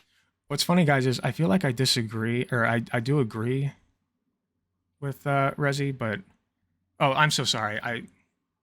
Hold on. Ultimately is economic shit, right? Because that's like what's really causing the mental health crises is the fact that there are not opportunities that are happening. What's weird, guys, is I do agree with Rezi that they get to the point where you literally are tunnel visioned. You have one thing you can do, and that's make your fucking mark on the world somehow. Everyone wants to feel fucking important, and guess what? Hate to say it, there's a reason why after one shooting you have more pop up, because we plaster their faces everywhere. We have conversations like this. We're feeding into it. All right, like I could start we started like I agree with Rezi, but he yeah, approached very aggressively. We're good to go. We could make a mass shooter just from this panel, I bet. Okay, I have thoughts, but I want to hear everyone. Okay, no, fuck it. Go ahead, Fairy Queen, and then I'm gonna just jump in because this is all wrong. And I do have another question. Does anybody here have an open or concealed carry permit? Does anybody here actually own guns? I don't have. I don't. I don't have an open or. You're breaking my HIPAA rights, but yes, I do own a gun. Folks in the middle, Walter and Dami Lama, do you guys own guns? No guns. No guns. Okay, but Rezi, do you have a concealed permit? Is that what you said? No, I don't have a concealed permit. I love my murder dildo. Let's go. Okay, the reason I ask is because part of what also seems egregious about this order is that it includes people that had to specifically get a permit to have a concealed, like there's already a hoop that you have to jump through in order to do this action. You can't just own a gun and then randomly walk out into Publix with it, right? So the reason I ask is because I'm genuinely curious and I don't know, what do you have to do in order to get a concealed or an open carry permit? Like, do you have to have a background check? In Pennsylvania, to get a CCW, all you need to do is get like one person to sign off that you're not crazy, and then we are an at-will issue state. At that point, you get a concealed permit. You can just have concealed carry. To open carry, you just have to have a gun on your back. That's it. You don't even need to have that person that signs off on you do anything other than not have a felony, right? So yeah, that's Pennsylvania. That's the law for concealed carry, and I think that's becoming the standard around the nation. Does anybody know if that's the standard in Albuquerque? Is that true as well in Albuquerque? Is it that easy to get a permit? When I looked I it have up no in clue. Albuquerque, it shows that I think when I looked it up, there's no permit required to get a handgun at the very least in Albuquerque. And for concealed carry, for permits, it seemed very easy because I know in my state, it's literally just like a fee that you pay and then they issue it almost immediately. Yeah, it's going to vary state to state, locality to locality. It's really hard to answer this question because It's generally issued at will. That's like at best there isn't some national database about it. There isn't like some great movement to make it not something that gets issued to you as long as you get somebody to sign off on it. And that's I think the general gist. I know the at-will thing, I think that was 2019 that we enacted that here. I don't know if Wick is trying to be a moderator. A lot of places just don't even have Yeah. that. Not I acting think like a I just, moderator. I just wanted to say that. I want to address a few things that have been said that I think are incorrect. This idea that the prohibition didn't work is fallacious, in my opinion. Okay. It did not remove, right, all consumption of alcohol, and obviously there were a lot of people. There are a lot of side effects that were negative about it. I'm not a prohibition guy by any means, but to act as if there wasn't a real problem at the time that it didn't, at least in part, solve is just ahistorical. The reason that a lot of women, especially, pushed for the prohibition in the first place is because their husbands would come home drunk and beat the shit out of them. And so they wanted that to stop. And for the most part, it did. It reduced consumption of alcohol, as the super chatter mentioned and alluded to, by half. And so, again, a ban won't solve the entire issue. I don't think anyone here believes a ban would solve the entire issue. But hey, if I could have half less kids dead, it gets mighty tempting that I'm like, okay, maybe we could do there. And someone has just paid me money to bring Average Debate Enjoyer on, and I'll bring him and add him into the mix. Thank you for the $20. Hey, would you blow me? I get the joke. Okay. But yes. If I could respond to that. Please respond. Okay. Oh shoot, the layout just changed. I gotta change my in camera if you got it, by the way. So yeah. Smoke if you got him. But okay. To be clear, I have not done a ton of research on the prohibition statistics, so I'm going to take your word for it that did happen. My thing is, if you're going to do a temporary ban on something, I don't think any of us want alcohol to be banned permanently, no matter how many alcoholics there are. I just don't think that's a good solution, and that deprives people of the freedom to drink alcohol, which I love very much. So I do have a little bit of a selfish stake. But anyway, if you do it permanently, that's not, I feel like that's taking away freedom from people for the sake of, and not solving the root issue, right?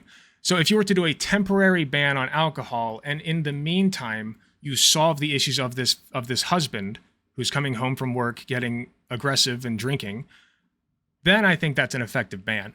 If instead you say, we're going to ban alcohol for a month, all the guy's got to do is stick it out for a month. And then he can just go right back to drinking and beating his wife. So, a temporary ban is fine as long as it's accompanied by other things. Like, I think that's a good point, actually. Like this public.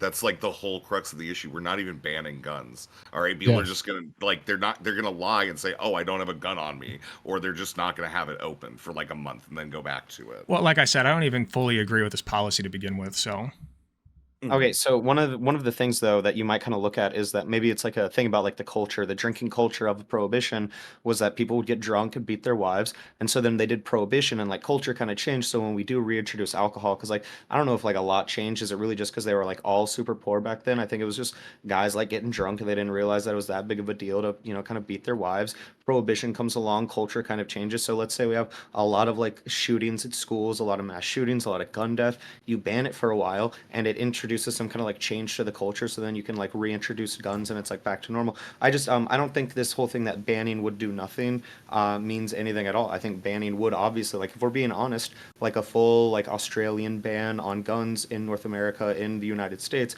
would definitely prevent a lot of the deaths. I don't know why we're like stepping around it.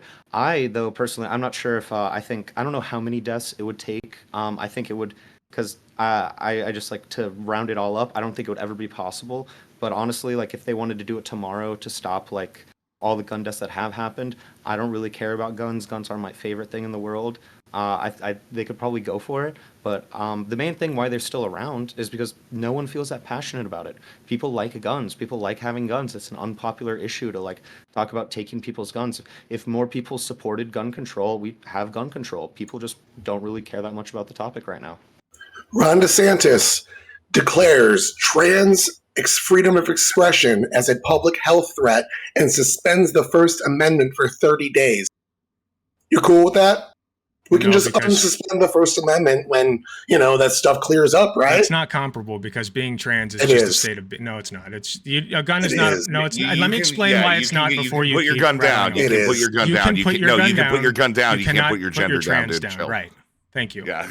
Great way. I don't believe in gender theory, so no. On that, you put the gun down. Just like you can't take your retard brain and put it down on the fucking table to make. I don't believe in gender theory, so it is. So okay, so basically you're just spouting off. All right, you guys are talking about alcohol. It's okay, guys. You're talking about alcohol. There's no amendment protecting you to drink alcohol. There's a Second Amendment protecting your gun rights. So we're banning the Second Amendment. We're suspending the Bill of Rights, not just your consumption of things. Technically, no. The Second Amendment gives us the right to bear arms. If you don't even believe that everywhere that we want to. If you don't even believe that trans people exist, I'm not talking to you because you're insane. So let's just let other people. What a child. I'm going to keep my discussion with other people. Just yeah, so, so you can't address the point. Like, that's the thing. So I believe I can't address the point because stop. Everyone, look at this Sam Hyde wannabe. Everyone, stop talking. We're going to bring it back to the topic of the New Mexico governor's ban order on concealed carry and open carry. All right, let's be clear. There isn't a constitutional protection for concealed and open carry. Yes, the Second Amendment. And we already moved on from constitutional arguments in like the first 10 minutes of this. But of course, you're coming in here hot. I understand. All right, you had to watch a little bit of $1 million stream to get yourself ready. Look, and make sure that you're continuing to use your laptop mic. Bro, why is your butt so hurt? It's okay. Transaction was made. So here he is. Okay. But Mr. Walter, you have your hand up so politely, so I'm going to go to you. Of course. I got to respect you, Wick, offering your platform to us tonight. Truly appreciate it. But so one of the big you don't things need to suck my dick. Just all right. No, I'm glazing. Just let me glaze in peace, bro. But so here's the thing. I think that this fine gentleman who just joined, I think he does offer a unique perspective on this whole aspect of emergency powers and creating normalization for emergency powers. When we live in a democracy, we have people who are going to disagree with us with stuff. We could say that it's not based in fact at all.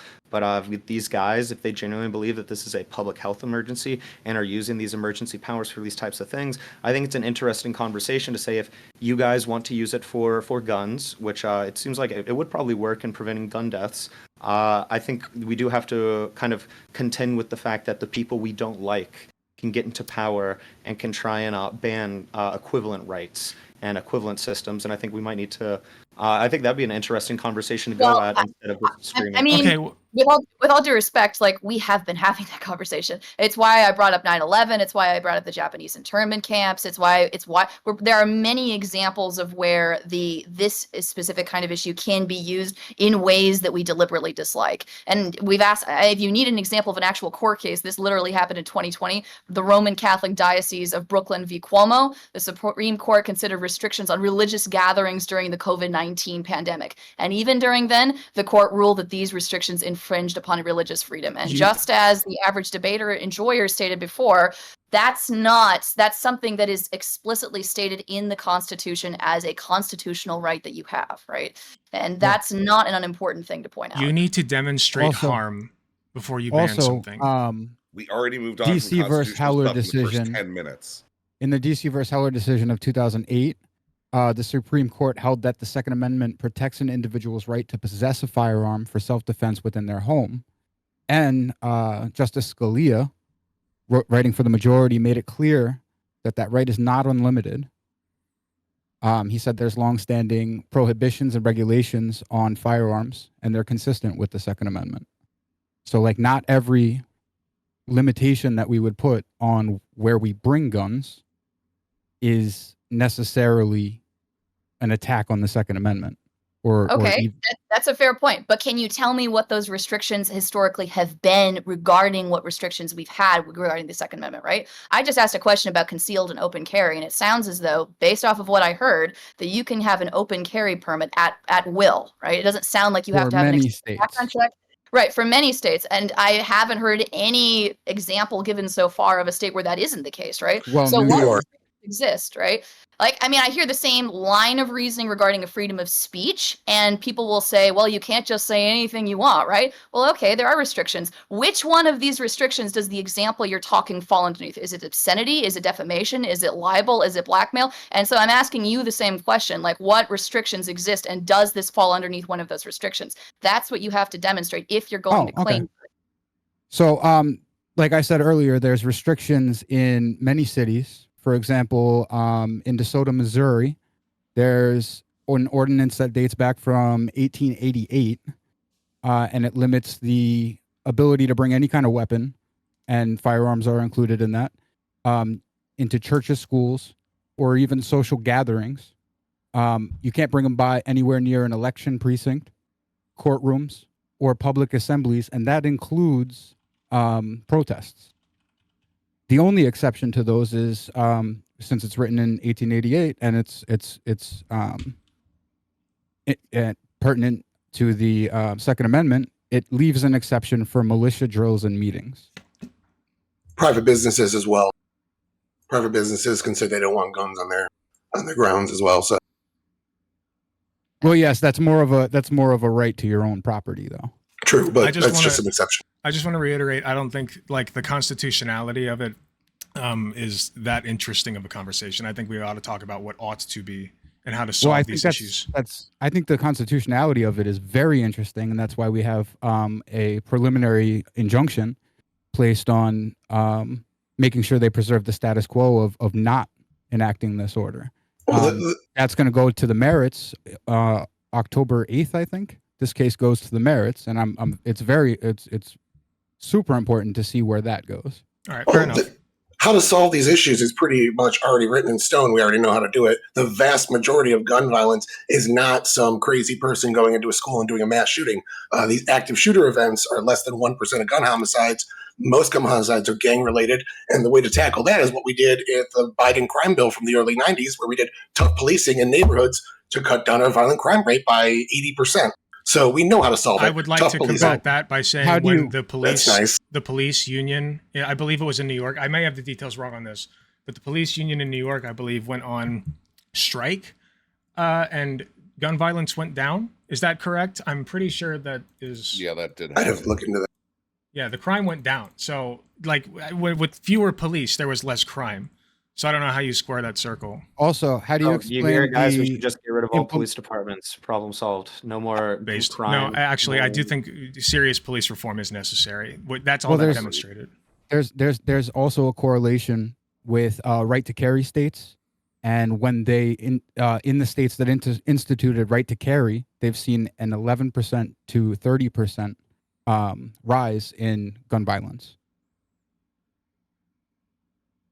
It stated what now? 11 to 30%. That's not insignificant, gang. What are we talking? I missed that statement. Yeah, I did Um, too. So, It is insignificant according for your to freedom, according though. to the Dalai Lama, I don't know if his statistics are accurate, but according to the Dalai Lama, in states where they have instituted open carry laws, the gun violence has risen by 11 to 30%.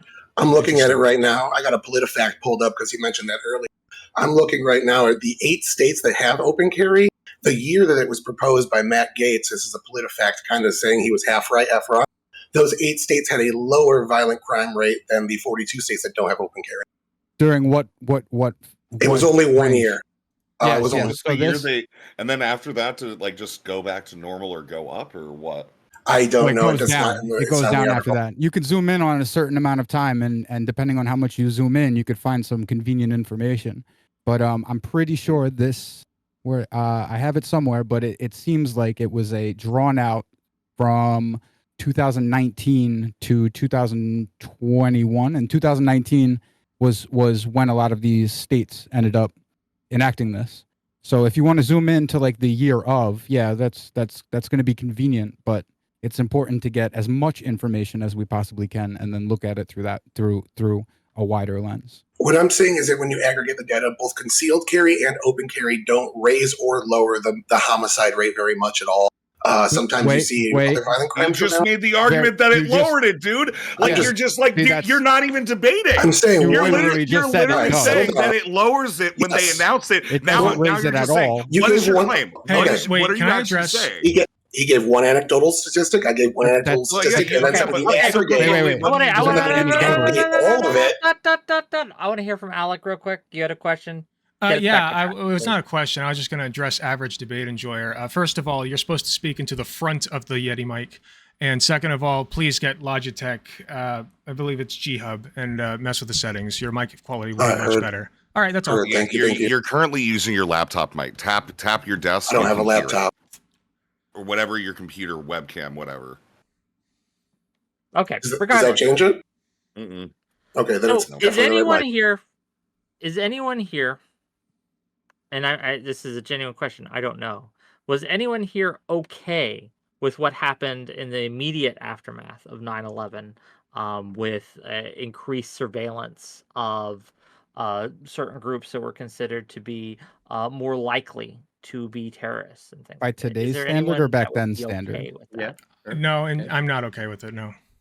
I'm not today, but I felt okay with it in the moment. I think you'd be hard pressed to find somebody in the moment that wasn't okay with it. Like, and that's just kind of. It was a popular, it was very popular. We were all fed like a lot of lies about that shit. We invaded everybody but Saudi Arabia, and they're the ones that did it. So, I mean, Thomas Sowell calls this type B discrimination. You can make some argument. I mean, I'm on the fence. There's certain things. Yeah, I stopped listening when you said Thomas Sowell, but go on. I don't care. I didn't ask you. So it's called type B discrimination, and there's certain arguments you can make in favor of it. Absolutely. Like in New York, you can say 92% of the time it's going to be a young man between 15 and 26, non-white, that's carrying an illegal gun, and that's why stop and frisk targeted specific demographics and work. So yes, racial profiling to a degree is okay, but then if you go too far, it's bad. Absolutely. no, racial profiling just goes ahead and keeps the entire system together and creates a punitive state rather than a restorative state in the first place, because we don't have a restorative policing system. You're right. To begin with. You're so 100% stop and right. frisk is still fucked because it doesn't have the things that allow it to actually be unfucked. That's not the goal of the system, so it's working perfectly. Actually, that would be the goal. The goal of the system is to hold black people down. Yeah, that you are right. I think the goal. Well, I think the goal of the system is to maintain the status quo, but part of that is typically holding black people down. So same. Well, because a lot of people more generally poor people, even poor people, yeah, for sure. But to be fair. We just need like more political willpower behind certain things to be able to get the stuff moving. Like, I mean, it's all like status quo, things entrenched in certain ways. I mean, the thing happened in 9/11, things afterwards are all just because we all wanted it to happen. I don't know, it's not like this malevolent thing that's trying to keep people down the system. It's like we don't have the political willpower to change the entire criminal justice system right now, but we probably have the political willpower to like maybe do a little gun reform, maybe do a little stop I and think we frisk. got Maybe way more political willpower to reform the criminal justice system. Republicans hate the criminal justice system right now. I think we are on the precipice of being able to like literally destroy the CIA. If I'm going to be completely frank with you, I think there's way more willpower to reform the policing systems and like the rehabilitation systems. Political But- willpower got us to the status quo that we're at right now, and that's why there's no political willpower to change it, because the majority of the United States likes what they have. Most people of all racial demographics want equal or more police funding. Well, So- I think that's a wild thing to say. I think both sides of the political spectrum are dissatisfied. If you look with at the younger current status quo, population, just in different directions. the younger population wants way less police funding because they're more politically active. So and in general, I don't really care what the majority of people want in this case anyway.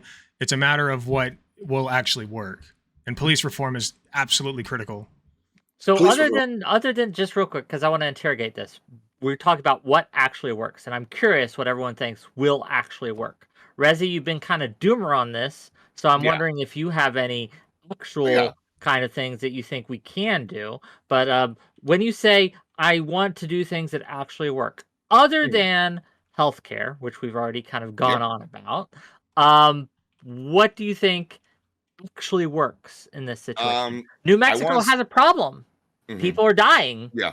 Yeah, What do I they have do? I have a solution. It's called Infrastructure Week. So basically, everybody loves the idea of Infrastructure Week, and basically what FDR did during the New Deal, which was take the federal government to create jobs, which went ahead, stimulated economy, increased wages overall. I think that a lot of the doom that is coming are people that are entrenched within debt from school, healthcare, etc., and having a way for them to get jobs that actually work will improve their mental health care dramatically across the fucking board. Everyone, I don't think there are a lot of people that are going to disagree on infrastructure. It is generally a win-win for everyone involved. It's going to put Americans in jobs. It's going to put more money in the economy. I think that this is what we need to do. We need to have a culture that doesn't just go ahead and say you will slave away until you die. Rather, we need to actually fix our job markets and like, for instance, like people like that Australian property developer. I think everybody hated that dude. He came out and said that we need to get increase employment by 40 to 50%. We should, or unemployment by 40 to 50%, right? Oh, that guy. Yeah, I know who you're talking about. Yeah. I think we all like hate that dude. I don't think you're gonna find anybody on the left or the right that likes that guy.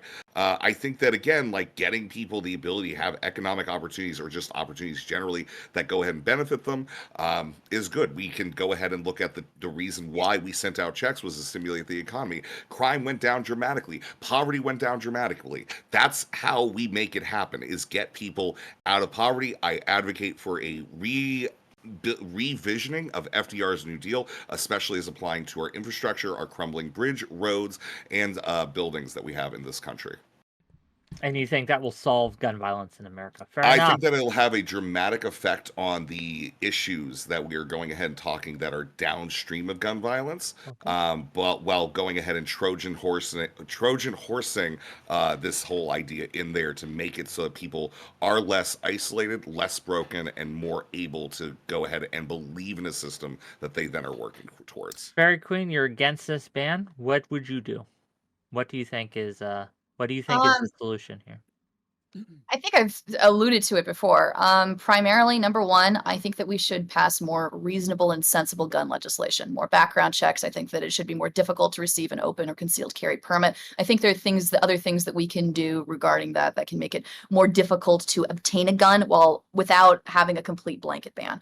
I agree with Alec Gunter that increased access to mental health care and increased access to health services is important.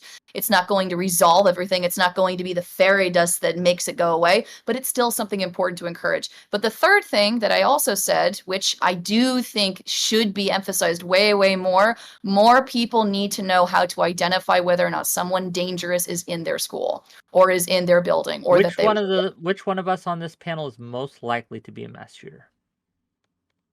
I don't know. Average but debate that enjoyer. seems to- Average debate enjoyer. Mark, Make a guess. 1000%. Okay, there's two of us that it's possible. Let's be real. All right, Well, come on. I'm gonna go with I you. clocked Rez, him the since second you're he wearing came the in. top That's what I with metal wanted. Let's go, about it, baby. okay? All right, there Okay. you go. Okay. Fairy Thank Queen you. says Resi. Alec Yep. Gunter says average debate enjoyer. Any other guesses? Gang? Who we got our money on?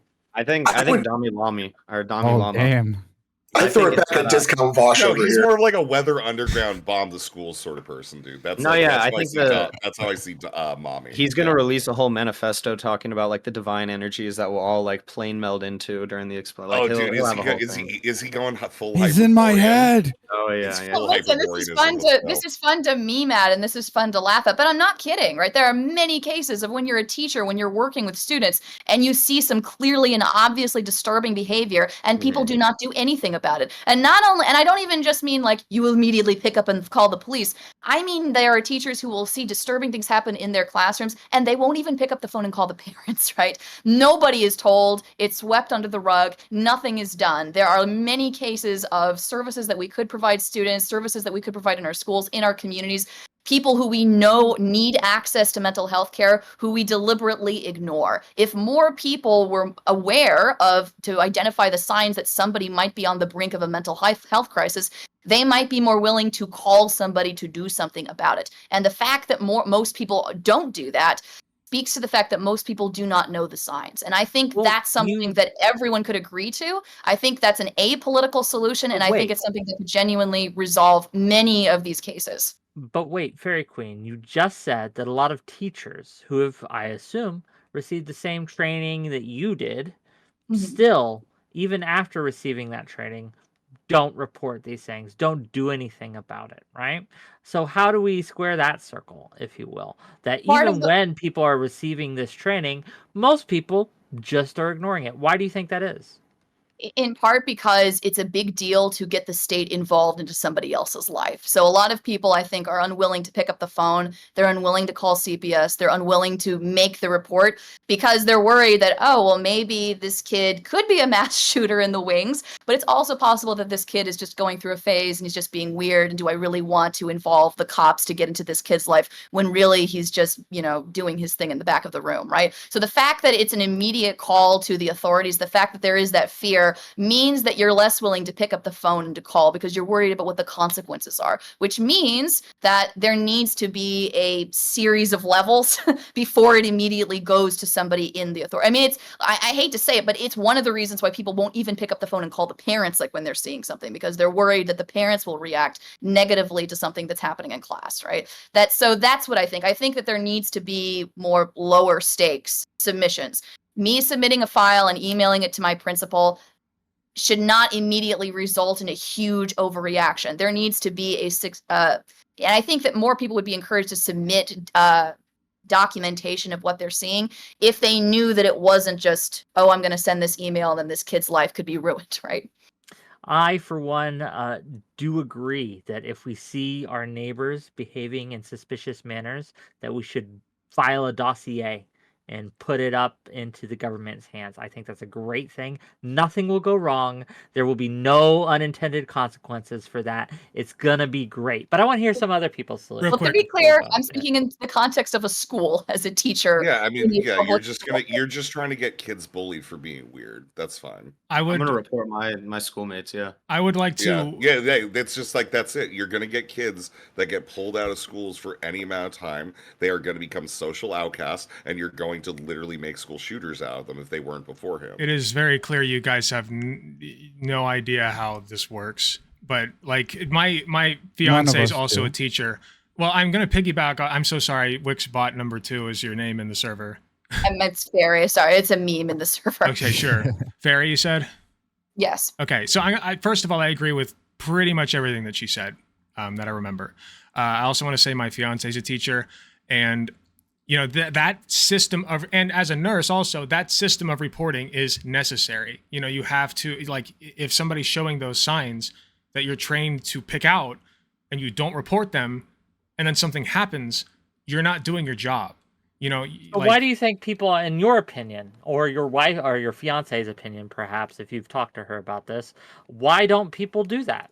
Well, I think that's largely what Ferry said, but then there's another aspect of it, because if you think about the workload that teachers already have, all they're trying to do is go to work, get a paycheck, and come home for the most part.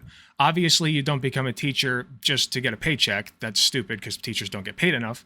But like, if you have a teacher who's already trying to deal with grading homework, with problem children like all over the classroom, just trying to get their attention, with a low paycheck, and they don't have enough school supplies, all these problems stacking up.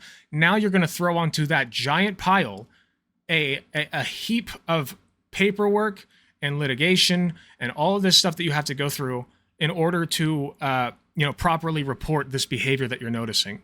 So it's a lot of work, and it's going to sound like I'm saying they're being lazy, but what can you expect? I mean, my fiance comes home at the end of the week exhausted.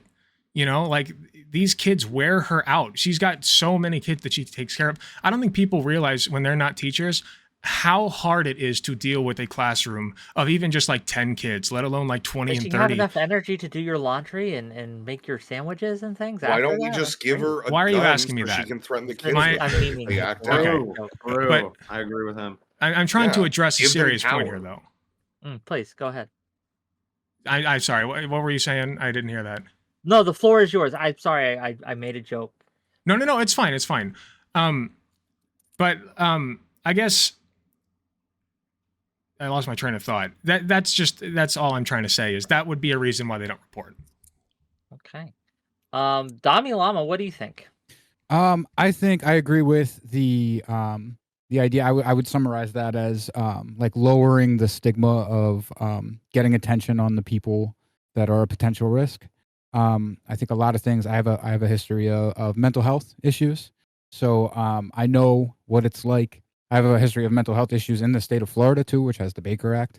So like I know what it's like to not feel comfortable saying what you're going through to like even a medical professional, out of concern of like being placed or held without your held against your will. So there's a lot of like little processes like that when it comes to the mental health aspect of it that I would like to see become smoother. Also, I think we need to see more laws. I mean, more actions like Grisham's order, and not only more actions that are less intrusive or less of a against like less unconstitutional, but we need to see more actions that are more unconstitutional because we seem to lack a consensus or understanding of where the guardrails our constitution has laid out for what is our right and what is not our right. It seems that Sure. a lot of states have their own framework for it, but we also have a blanket constitution that seems to be understood in a different way by each individual. And I think every time one of those unconstitutional orders or laws gets passed, it's going to get tried and tested, and then we're going to get a better insight into what our abilities and what our limitations are within the constitutional framework. So the problem that and I want to go back to something you initially said, right? Yes. I want to gloss over the constitutionality thing for now, though that is something we will get to. But this idea, right, that we want to take away the stigma of the people who are being reported as potential mass shooters.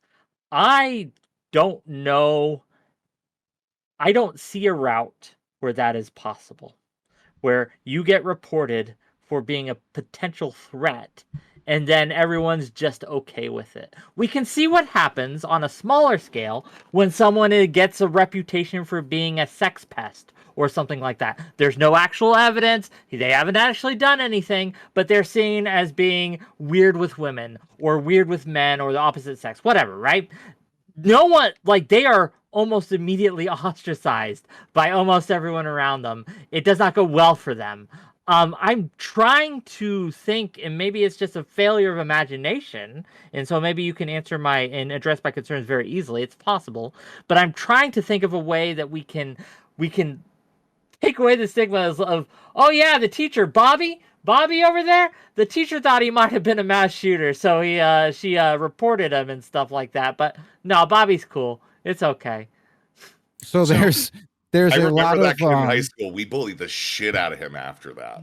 there's a lot Yeah. of Briefly, and then I want to hear from other people too. So, but yeah. all right, so like real quickly, my suggestion would be to focus on the kind of like the symptoms instead of the label of potential mass shooter.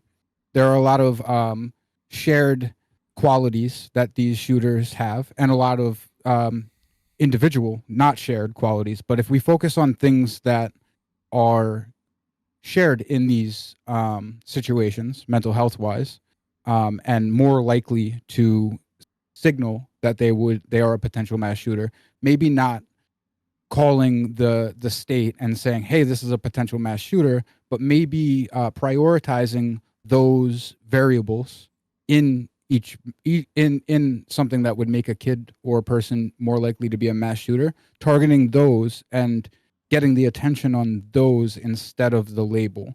Because even if they weren't going to be a mass shooter, getting assistance on those variables, those symptoms, Okay. would be beneficial Gotcha. to our society as a whole. What do the rest of you think? This is about reducing the stigma of mental health in general. If you can accomplish that first, then you can say, okay, somebody with violent inclinations like that, then you can start saying, you can start making kids understand, or even adults understand, just because a person has violent inclinations as a result of a mental health complication, that doesn't technically, that doesn't automatically make them a bad person. If you are having mental health crises. No, but wait, just real quick, Alec. Mm-hmm. If you knew that your neighbor had violent tendencies, you would probably behave differently around them, and rightly so, correct? Well, if they are actively having violent tendencies, yes. And I don't think that a child who has active violent tendencies should even be in the classroom, like if they're literally at risk for it. They should be. They don't even have to have been violent around you, but if you knew that they had these red flags, we call them red flags, right? These warning signs that, I don't know if I want to be around this guy because this guy seems like he's on a hair trigger. He may not have done any violence around you, but there are people like Rezi. I know if I'm around him, he's on a hair trigger. He could snap at any moment. Any moment he could go from 0 to 100, and we're all gone. I think you're done. being. It's over. I think right? this is a little uncharitable to what I'm trying to say. Is it? I'm not trying to say you should expose yourself to people who have violent tendencies.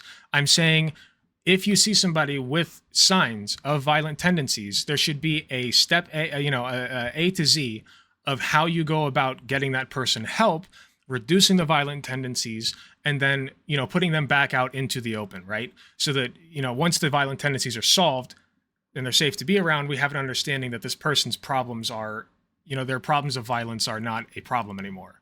They're not prone to that. I don't know why we're acting like there's no way that they're going to be stigmatized as fuck if they do anything like this. I mean, there's going to be like the kid that we don't like in class who we like egg on until he gets like taken off to like the padded room, and then we all make fun of him. Yes, but that's where education comes in, right? For young kids, you need to teach them that mental health is important. And if somebody's having a mental health crisis or is showing certain signs of like, maybe they sit by themselves at lunch, maybe they, that's just one of many. That's how we knew who to pick on. Well, but what you teach, these hateful behaviors are not ingrained in these kids. They're taught that differences are bad. So if you instead teach these kids that, these differences, if you teach these kids that these signs don't make somebody a bad person or make them open to being made fun of, and instead teach them this is a warning sign. What? Just someone we want to avoid. Like if they have violent tendencies, if they're we avoid them at lunch. Avoid them for the time being. But once they get the help they need, there's no reason to avoid them anymore. It's just okay. Let me put it this way. Let's say that a kid has incontinence and they're constantly shitting themselves, right? You're going to avoid that person because they stink. Yes. But it's not their fault, right? You just know that kid needs extra help. Yeah, that's a material health issue, though. Okay, so is mental health, though. This is the But biggest I mean, problem. shit is like an obvious material health issue. I'm trying Well, no, to but frame here's the this in thing, a way even- that makes more give him sense. some space, Sorry, gang. go Give on. him some space to finish, and then we can interrogate it. I'm trying to make this more literal to make this make sense, because mental health it's intertwined with physical health. The biggest mistake the medical industry ever made was separating the two and acting like they're completely different things. The brain is a physical object. So if somebody's having a mental health crisis, that's a physical problem going on in their brain that they need help with. It's a real problem, just as real as if they have incontinence and they shit themselves. You know, you need to go and get that treated. That doesn't mean I want to sit next to you while you got to shit in your britches. But that does mean, hey, you know, maybe this kid should go see somebody for that so that we can take care of it. And that way, you know, people will be more likely to want to be around them because they won't be shitting themselves as much, or at least they have other methods to take care of that situation. You know what I mean? And then teach kids, like, that doesn't make him a bad person just because he shits himself. It just means that he has different needs and you can still have fun with him and be around him. It's just going to be a little bit, you know, there's certain things that you have to do. Rezi, go. About what? Like, are we supposed to just like be like? Are we forcing You kids haven't to be addressed. friends with You like? have. Are we forcing kids to be friend with the weird kid now? Is that like? Is this the solution? Like this? Like, I feel oh like yeah, I feel everyone like you're- fucking deserves friends. Okay, I'm sorry if you're a goth, you're gonna have to find your friends at another school. You're being okay? very This is uncharitable. like, What I'm saying, you know, but if like- you teach kids, Yeah. this isn't about forcing. This is about encouraging. know, can't this get is Again, rid of about in-group, socialization. out-group preferences. You you can't. Who would've can't known? force socialization. this is Who not would have known forced that the only way to socialization. get rid of Hold on bullying one is second. teach people? Hold on one second. How about, like, I don't understand where you're coming from, because teaching kids that being inclusive is good, that's Yes. not forced socialization. That's just Uh-huh. teaching them to be inclusive. That's a So basic just- lesson we They need to just teach have them. to be kind of nice to them.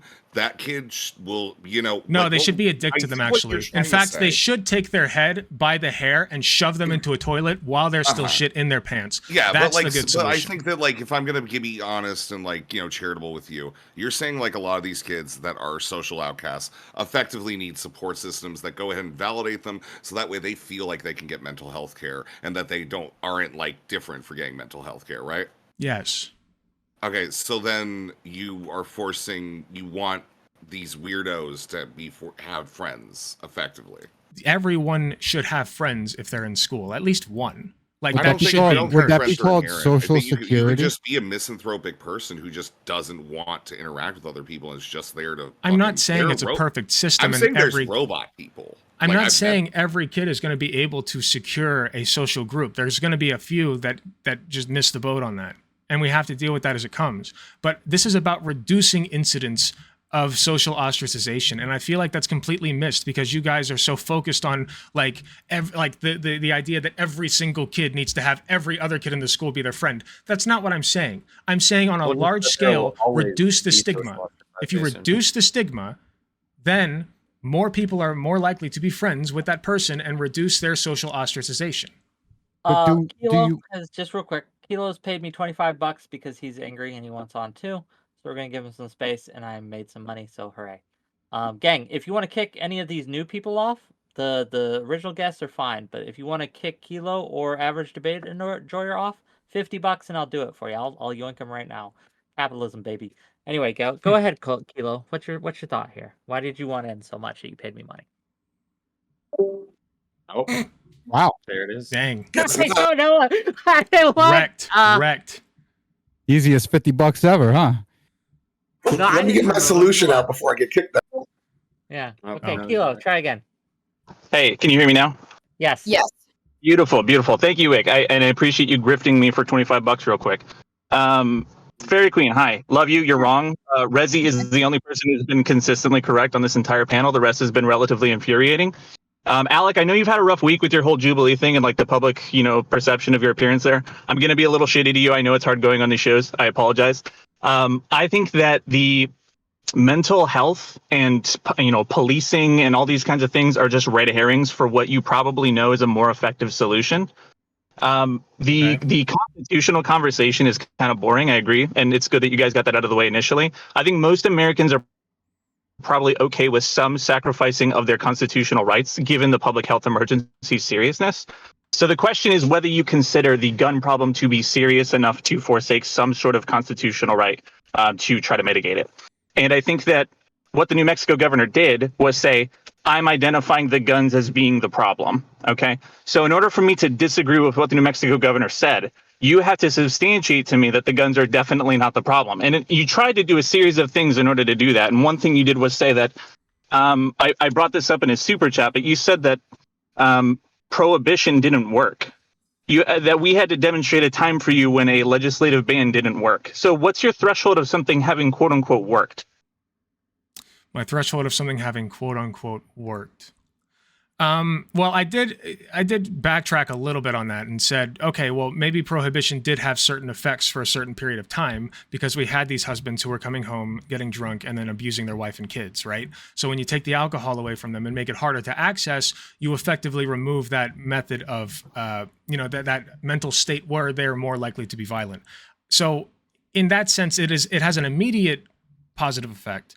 But then I believe that, the access to alcohol is a right that you should have as an adult. I believe in the decriminalization of all drugs. I think you should be allowed to have them. So if you are going to reintroduce alcohol at some point, you need to address the underlying issues that led to somebody coming home, drinking alcohol, and beating their wife and kids. And usually that's because of extended work hours, low pay, high stress, things like that. Yeah, no argument here at all, right? Like, there's obviously tons of underlying issues that contribute to a violence problem in general. I think the thing that Rezi was talking about, the infrastructure week, that thing is awesome. Like, that's a great concept for something that can address the underlying issues that might contribute to people wanting to commit gun violence. But then you presented some hypotheticals where you're kind of saying, okay, the problem we're clearly trying to address is something like mass shootings, which in fairness are a relatively small portion of like gun deaths overall. But in trying to combat mass shootings, you say, okay, we have this guy who's sitting here getting radicalized on 4chan, alt-right boards and stuff like that. He has severe mental health issues, and we prevent him from having access to guns. What then? And there is no then. We prevented him, hopefully, from shooting a bunch of people. Mission accomplished. Like, you walked yourself through why that is an effective solution. Not to mention, we started to go into this weird little tangent where you and Wick were kind of saying, well, if you remove the gun from these crazy... I want to stop you for a sec, because like I said, I believe that having access to a gun is a right. So if you're going to it's the same thing as alcohol and prohibition. If you're going to take away alcohol for a brief period of time, during that brief period of time, if you address the issues that cause somebody to drink and then be abusive toward their wife, then you've solved the problem permanently without needing to permanently restrict people from having alcohol. You can do the same thing with guns. If you, and I just said that's a good compromise. If you temporarily take away guns and then solve the underlying issues that would lead to somebody taking a gun and committing a mass shooting or interpersonal violence or violence to themselves, you've solved the problem. And then you can reintroduce guns.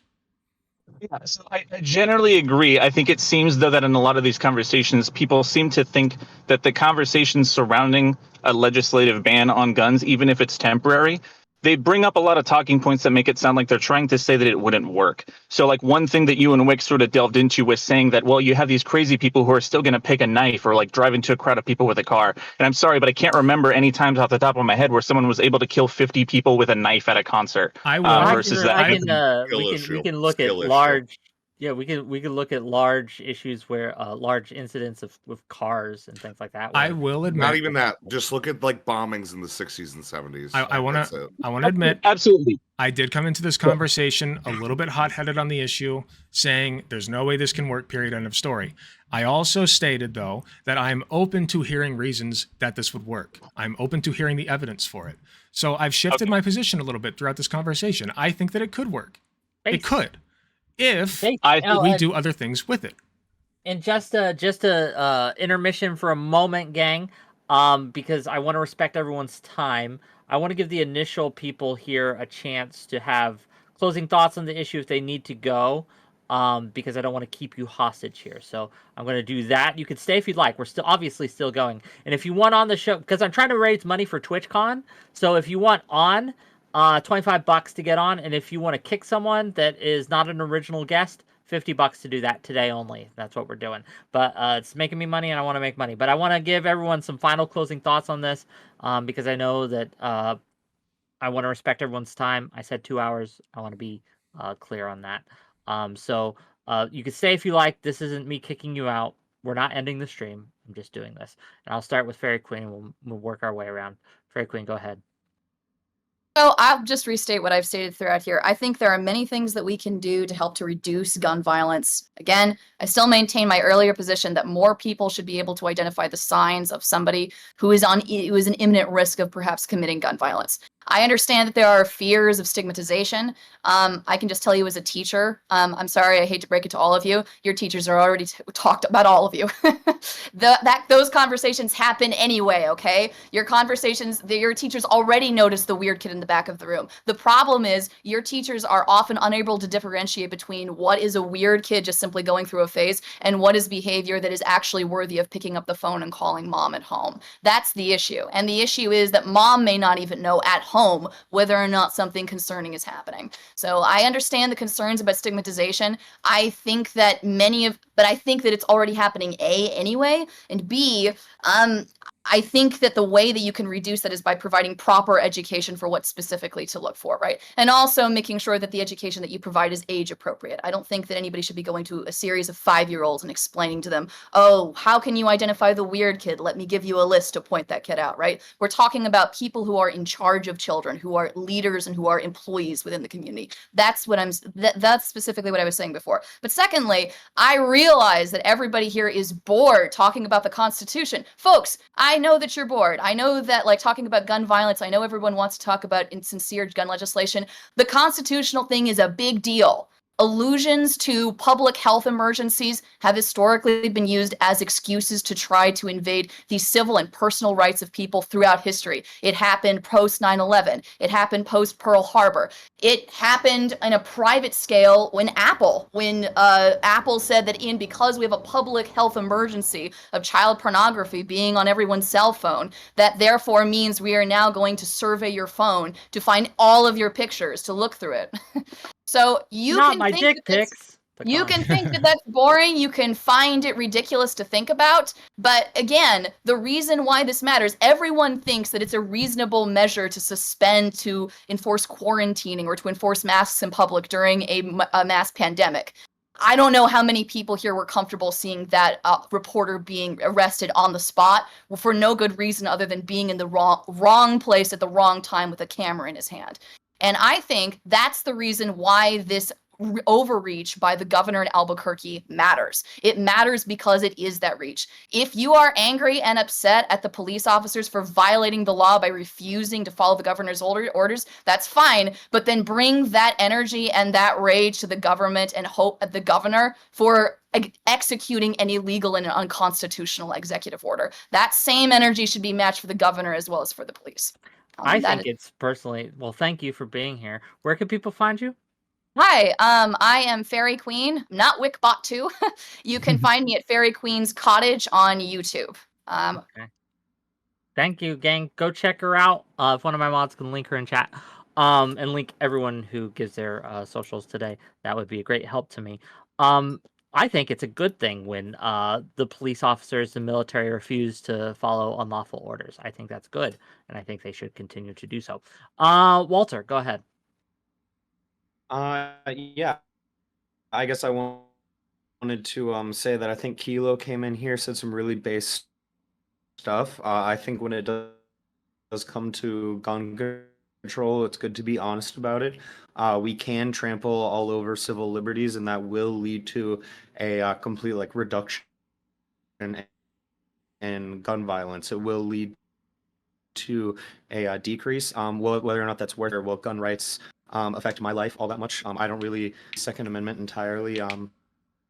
It would not be the worst thing that happened to me, and if that led to a complete decrease in gun crimes, and everyone was using knives and all that stuff, I would definitely see that as a total improvement. I don't know if that's the most productive method. I think a lot of the talk about mental health care on this panel was definitely a lot of stuff that probably most people agree with. If you'd have to get some higher barriers behind getting a permit, having to go through some psych evals, stuff of that nature. I think a lot of us would agree with that. I think I've got the strange perspective of how I don't know, if we really want to stop all this school gun violence, and we don't really care about the gun violence that happens at home or between private individuals, then just, we'll just get like TSA agents and TSA checkpoints at every school, and, entering and exiting. If we can't touch the guns, if it's just not politically feasible, then I say that's the next best option, is we just get TSA checkpoints everywhere Where we can go. people find you? You guys can find me Twitter at the Supreme Chantian, or you can just look up Walter. I'm on kick.com at Walta World.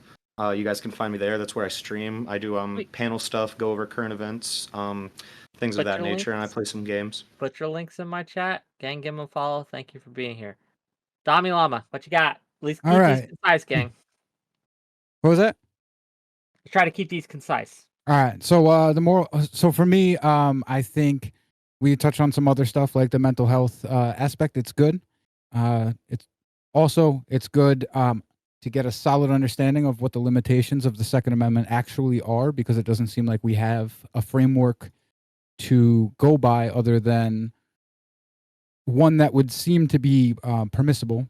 For example, the Heller decision and the other decisions of the Supreme Court that were built off of that. It seems that limiting the places in which you're allowed to carry is a matter of it's permissible, but there are some differences in this one that I think are important to figure out if they're constitutional. Like, are you allowed to set a threshold for the application of these? For example, if you're going to have a crime that's based on the threshold of gun violence, is that permissible? I'm looking forward to seeing constitutionally where this goes on October 8th. Yeah. October 8th when they go to the merits, because the only way to have a moral opinion on this is to assume that we have the right to bear arms, and then the morality would come from the either permissibility or infringement of your right to bear arms. Where can people find you, sir? People can find me at kick.com/thedamilama and twitter.com/thedamilama. Check them out, gang. Thank you for being here. Rezi, what you got? Yeah, I like that you proved your misandry by only instituting time limits on our closing statements after the woman spoke. That was very nice of you, Wick. I appreciate that. I want to say this. Brevity is the soul of wit. It is simply that when we go ahead and make prescriptions towards very small contingents of the population on what they should do and not speak to the rest of the population, such as nurses, teachers, etc., and that's the ones that are the ones within that, we lose sight of what's actually at focus right now. We live in a hopeless society. There is no future. There is nothing for most people. We are seeing what happens when we have an ever increasing gap between the rich and the poor, where economic possibility is no longer realized. We can see that in all other developed countries that have high gun ownership, that is the one thing that we fail at, which is providing possibilities for our citizenry, for the people that are here, to be more than what they are, or at least do something at all that's going to make them want to live. And if we don't actually address these issues, and I think the only way we can address them is economically, then we are ultimately doing nothing. I would rather go ahead and preach to the choir than to preach to the preacher himself. Again, this is what we probably should have focused on. At the end of the day, guns are kind of cool, and I think that's going to keep happening. Reser on all platforms. Do what you got to do. Reservoir, check them out, gang. With the based, nothing matters, and we can't do anything. No, we need about to it. make things Great. matter. Awesome. All right, we need to do Alex, things that matter. Alex We need to make Hunter, go people ahead. believe again, Wick. Alex Okay, Hunter, if I can't make you us believe in believe. God, Stop. I'll make you believe in my Reggie, I'll make you fucking believe in the violence mute at least. button in a minute, Goodbye. Okay, Alec Gunter, Well, make us believe. Go ahead. I have a little more optimistic view of the world, but I'll leave that aside for now. I think I have been swayed a little bit since the beginning. I came in, and to be clear, I don't talk about gun legislation a whole lot in general, but I was swayed. So I was swayed a little bit because I thought at first glance this looked really stupid. I still think that it could be improved, but I can see now how it might work if you do it correctly and if you actually address systems and injustices that lead to somebody committing those acts of violence in the first place. In the meantime, right? I agree with pretty much everything that Ferry something said. I'm sorry, I keep forgetting. Pretty much everything except for the constitutionality part. I think that does matter in as much as, you know, our Constitution obviously gives us a baseline of what our rights are. But when you're sitting here saying, you know, this is wrong because it violates my constitutional right. Well, that's not why it's wrong. The constitutional right is there because violating it is wrong. You know, so it's wrong to restrict people's access to firearms indefinitely if there's no public crisis involving firearms, because people have the right to own them, regardless of what the Constitution says, in my moral principles, right?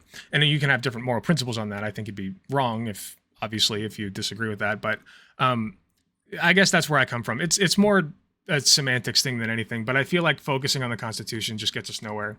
But at the end of the day, I think the core problems are mental health care, lack of access to it, along with lack of access to a variety of basic needs that leads to increased stress, depression, anxiety, and mental instability. So if you can increase access to those things, you will effectively prevent these mass shootings and interpersonal shootings from happening on a much wider scale. I feel like there's something else I want to add, but I'll just leave it at that. You can find me at twitch.tv/AlecGunter and youtube.com/AlecGunterTTV. TTV gang. Yes. Check him out. Thank you for being here. Thank you, Please and I'll be stay right- if you want. Right, there's some people who want to address you. I've got more money for more people to come in. Sure, I will Keep be giving right me money, back. gang. Yeah, keep giving me money, gang.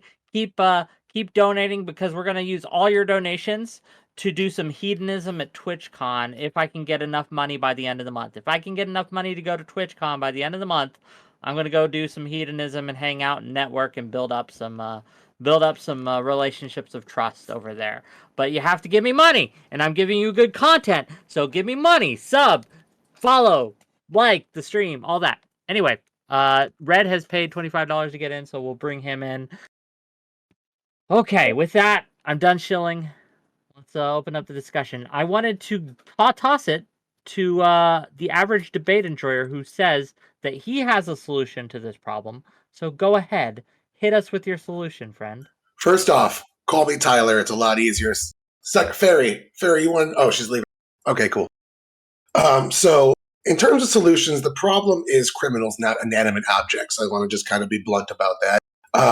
We know how to reduce violent crime, and giving governors the ability to declare that public health threat when there isn't actually one declared by an official or anyone actually, and suspend the Bill of Rights is something that will lead to a pendulum swinging back. As I stated when I first came in, I could easily see somebody like DeSantis saying trans expression is harming children, so we need to suspend the First Amendment protected free expression clause because we need to help our children. So this same logic can be applied. It's not smart. It's not good. It's something you do not want to start going down.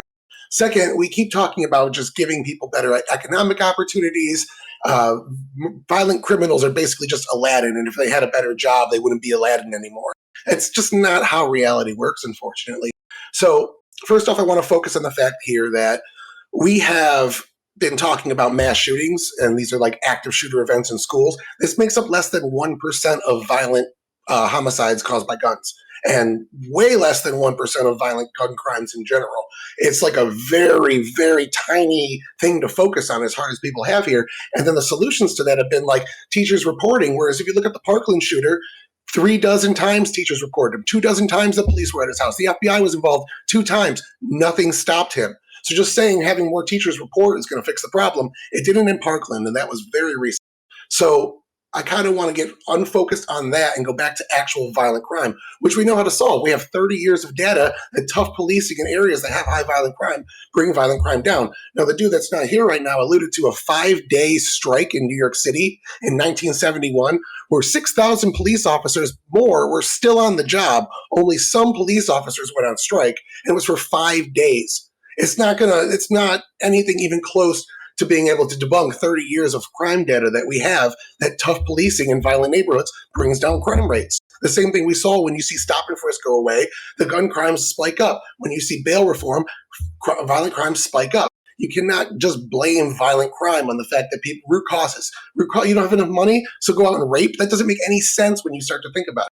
So the solution is not more laws, because we already have the laws in the books. Gun crime's already illegal. Murder's already illegal. Violent crime's already illegal. Putting more laws in the books to people that are already ignoring the laws isn't going to cause less laws or less gun crime. Most of the people committing gun crimes obtain their gun illegally. Now, I looked at an ATF study when I was prepping this statement. 54% of guns used in crimes were at one point purchased legally within 3 years of being used in a gun crime. Most of them were stolen. Most of them were not in the hands of the person that purchased them legally anymore. I don't know how they were stolen, if they were sold illegally on the black market, whatever. But most guns used in gun crimes were not obtained legally when they were by the person they were using the crime by. Again, 54% were at one point. So the problem here isn't more laws. People are breaking laws to get the guns in the first place. People are using the guns illegally in the first place. Passing more laws is not going to bring it down. Okay. What we got, gang? Red, welcome. Hello, thank you. Okay. So I was wondering about this because I was like listening for a while, and I'm sorry if it came up beforehand. But I think Alec was bringing it up that mental health has to be like the first step in solving the problem, and I think like mental health is probably the biggest issue causing like mass shootings. Obviously, I think everyone agrees on that. I don't see how. I don't see how this order is like super crazy ridiculous. As a Canadian, you Americans are ridiculous with your guns, but I do think that's like kind of reversing the order of events. Like I think it's way easier to like control guns than it is to suddenly make mental health services work. Like I think the mental health services thing, there's like a lot of steps and a lot of legislation, probably building more buildings, hiring new people, training new people up. Whereas like giving the police a few more extra things to do to control the amount of guns around is like, it's a very good like band-aid for the initial time. And as for the slippery slope argument, I don't think this is a precedent for, like, it's a precedent for the same thing to happen in other places, I think, especially if it goes up to, like, the Supreme Court, right? Which I think I've heard people mention that might happen. And then it becomes a precedent for if gun violence becomes this bad in other states, and then they can enact the same thing. I do not see the parallel of, like, if this goes through, then DeSantis gets to, like, get rid of trans people. Like, I don't see the connection there at all. Well, trans expression, First Amendment expression of who you feel you are inside. That's more what I meant. Suspend free expression because a right winger decides that trans rights is we can look at other examples, right? Yeah, like, I call the public health emergency. I don't want this to turn into a trans debate. We're not going to do a trans debate on this. Okay, it's just not going to happen. No, I understand it's about the Constitution, but yeah. Well, I just want to say, like, I said, I have effect of it to where it like doesn't really much matter about setting a precedent in Florida. This is like a state law, the state legislature that's happening in New Mexico. But what he is referring to is. Oh. Finish, Walter. Right. Oh yeah, but there is a certain aspect to where it is the fact that like if we're okay with this aspect of like something that is like slightly a politicized subject, and we have the executive branch coming in and able to like essentially enact emergency powers to do this type of thing. But you could say that Trump already did kind of some kind of precedent when he created like a military emergency to build the wall down at Mexico.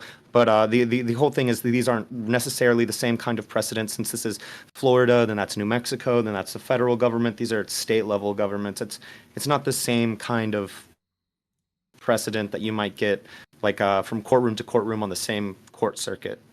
Yeah, exactly. That's basically what. Sorry. Go ahead. No, it's fine. I wanted to address a couple of things you said, because like I said, I did shift my position a little bit from the beginning. I do think that a temporary gun suspension could work if it is implemented properly and the underlying causes of these violent actions are addressed in the meanwhile. As far as like the constitutionality works, and like should we be able to suspend like freedom of expression or whatever, you'd have to prove that that's an actual threat, right? And guns clearly pose an actual threat in many regards. So I feel like that's you can't just say, well, if we ban one thing, why don't we ban everything else? We ban certain things because they pose an active threat to other people's freedoms. So, freedom of expression really, in most circumstances, is not threatening other people's rights. Yeah, so things become illegal. Go ahead. Whoever go was ahead, going to. Kilo, go. Well, okay, so things become illegal. Yeah, I have to go in a second. Things become illegal when it is determined that society is probably incapable of handling it responsibly on their own. So most people probably can drive, 90 miles an hour on surface streets, like perfectly reasonably well. But it's not worth the risk of them going careening off into the sidewalk and nailing a pedestrian. So we impose like a speed limit. That's like a really simple example of a time when it's like, okay, I think you'd like to be able to enjoy the right of being able to drive however fast you'd like, but obviously humans have demonstrated that they're probably incapable of handling this and the government has to step in. The reason why people get hung up specifically with guns is because it's in the Constitution, but the Constitution doesn't establish these immutable, universal, like moral guidelines that we should live by. It's just what we decided at some point. So the question should be, how much do I care about the issue that this is presenting here versus how much I'm willing to sacrifice my constitutional rights? And I think people should be able to reasonably look at a country that has such a gun-centric culture like America and say maybe the gun culture has overstayed its welcome. I think that if someone had a nuke, this is totally stupid, forgive me. I think if someone had a nuke, you wouldn't be saying, well, it's not the inanimate object, it's the person who wants to commit. No, it's the nuke. Like, we should probably keep people from having something like that, right? Just for the record, I don't think that's dumb at all. That is the natural extreme endpoint, right? I think that's a great point. Okay. Yeah. And Alec, I appreciate the fact that it does seem like your needle moved a little bit. I just want to push back on the people who seem to think that, or like I said, in these arguments, they tend to present this side of things that's like these things won't do anything to address the problem. I think if you're willing to say, it's not enough of a problem to me to what we're, compared to what we're sacrificing, which is like self-defense, protection against government tyranny, things like that. That's fine. And I wish you would say that, not you necessarily, but people who oppose this. But saying that introducing legislative bans, whatever it is, wouldn't do anything to mitigate the gun violence problem, I think is like objectively untrue. And I think it's a ridiculous way to talk about this. You're about to That's all I have. explode, enjoyer. Go ahead, give him a... Oh, no. That's kind of like what I addressed in my point is like most gun crimes are committed with illegal guns. So passing more gun laws to restrict legal gun owners who most of the time don't do anything wrong, like a concealed carry permit, the person that has that is 6 times less likely to commit a crime than the average United States citizen. So like these are the most law-abiding people out there. To punish them when most gun crimes are committed with illegal guns, it baffles. I don't think that's true. I got an ATF study I can send you. I got it pulled up right now. If you're going for responsible gun ownership, right? If I'm a responsible, and this is just me personally, if I'm a responsible gun owner, which I am, I don't have a concealed carry, but let's say I do, and I'm out in public with my concealed carry, and then there's this problem of people with, going out in public with their guns and committing mass violence, and the government steps in and says, well, we're doing a temporary gun ban, right, to solve this problem of people not being responsible with their guns in public. As a responsible gun owner, I would say, okay, you know what, I can understand that. A temporary ban, right? That would be reasonable to me. Now, if instead I was like, well, what are you talking about? That's my right as an American citizen to carry a gun wherever the fuck I want. I feel like that's less reasonable, and you're really not considering all of the, even if you disagree, you're not even considering all of the aspects of the argument first. You know what I mean? Like, it's fine if you disagree. I disagreed initially in this conversation with the whole thing, but I think that's just a reasonable thing for a responsible gun owner to do. If you're Well, so average debate enjoyer, I just have like a quick question. Yes, So sir. like I understand that most of these things are committed by people who like steal guns, that these gun crimes are committed by.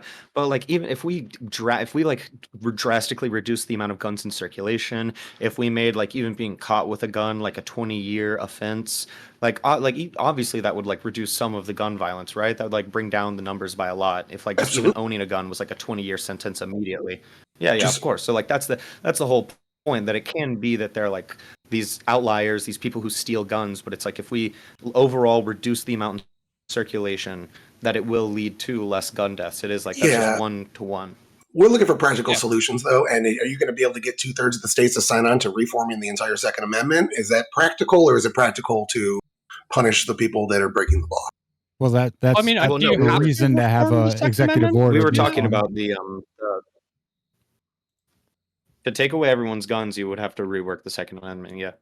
Yeah. Wait, yeah, no. yeah. Well, yeah, this but is- can't you this just do like seems- gun turn programs and stuff? And like most people just turn in their guns then, like a lot of the time. Like you can take a Nope. lot of guns like off Nope. the streets without doing that. No, is that Nah. not a thing? Nah, gun buybacks don't My- really work. Nope. Have I No. been leftist pilled by propaganda? They, A lot they of go- times, people will print guns offline and then sell them to the gun buybacks and scam the city out of money. Yep. Oh shit! Oh, with 3D printers, that's crazy. All right, Yeah, I'm gonna yeah, remember exactly. that. Well, there for was movies a this there was week. an issue in Quick India, podcast. they just- right, where they started much. paying people to kill vipers. I think it was vipers, and so a lot of Indians started raising vipers so that they could kill them and then sell them to the government, right? Like it's kind of that kind of thing, right? $5 for Fondue to say, did we forget the 1.5 year long 2 week lockdown? And I think that this speaks to the, if I may, right? This idea that there are going to be harms, even if we say that instituting a ban or instituting some sort of like a buy fiat kind of program to get rid of guns or to criminalize guns, etc. Even if that will reduce deaths from guns, there are going to be after effects to that. There are going to be, we are putting more power in the hands of the state.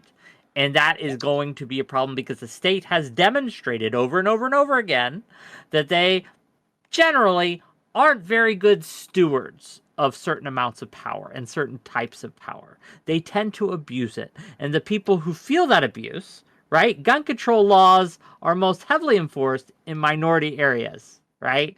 Gun control laws are most heavily enforced in areas that have the least amount of power and the least amount of backing. And if we believe that the system is systemically and institutionally biased or racist, why would we give those same institutions and systems more power to take away basic civil liberties and rights, such as gun ownership, First Amendment, etc.?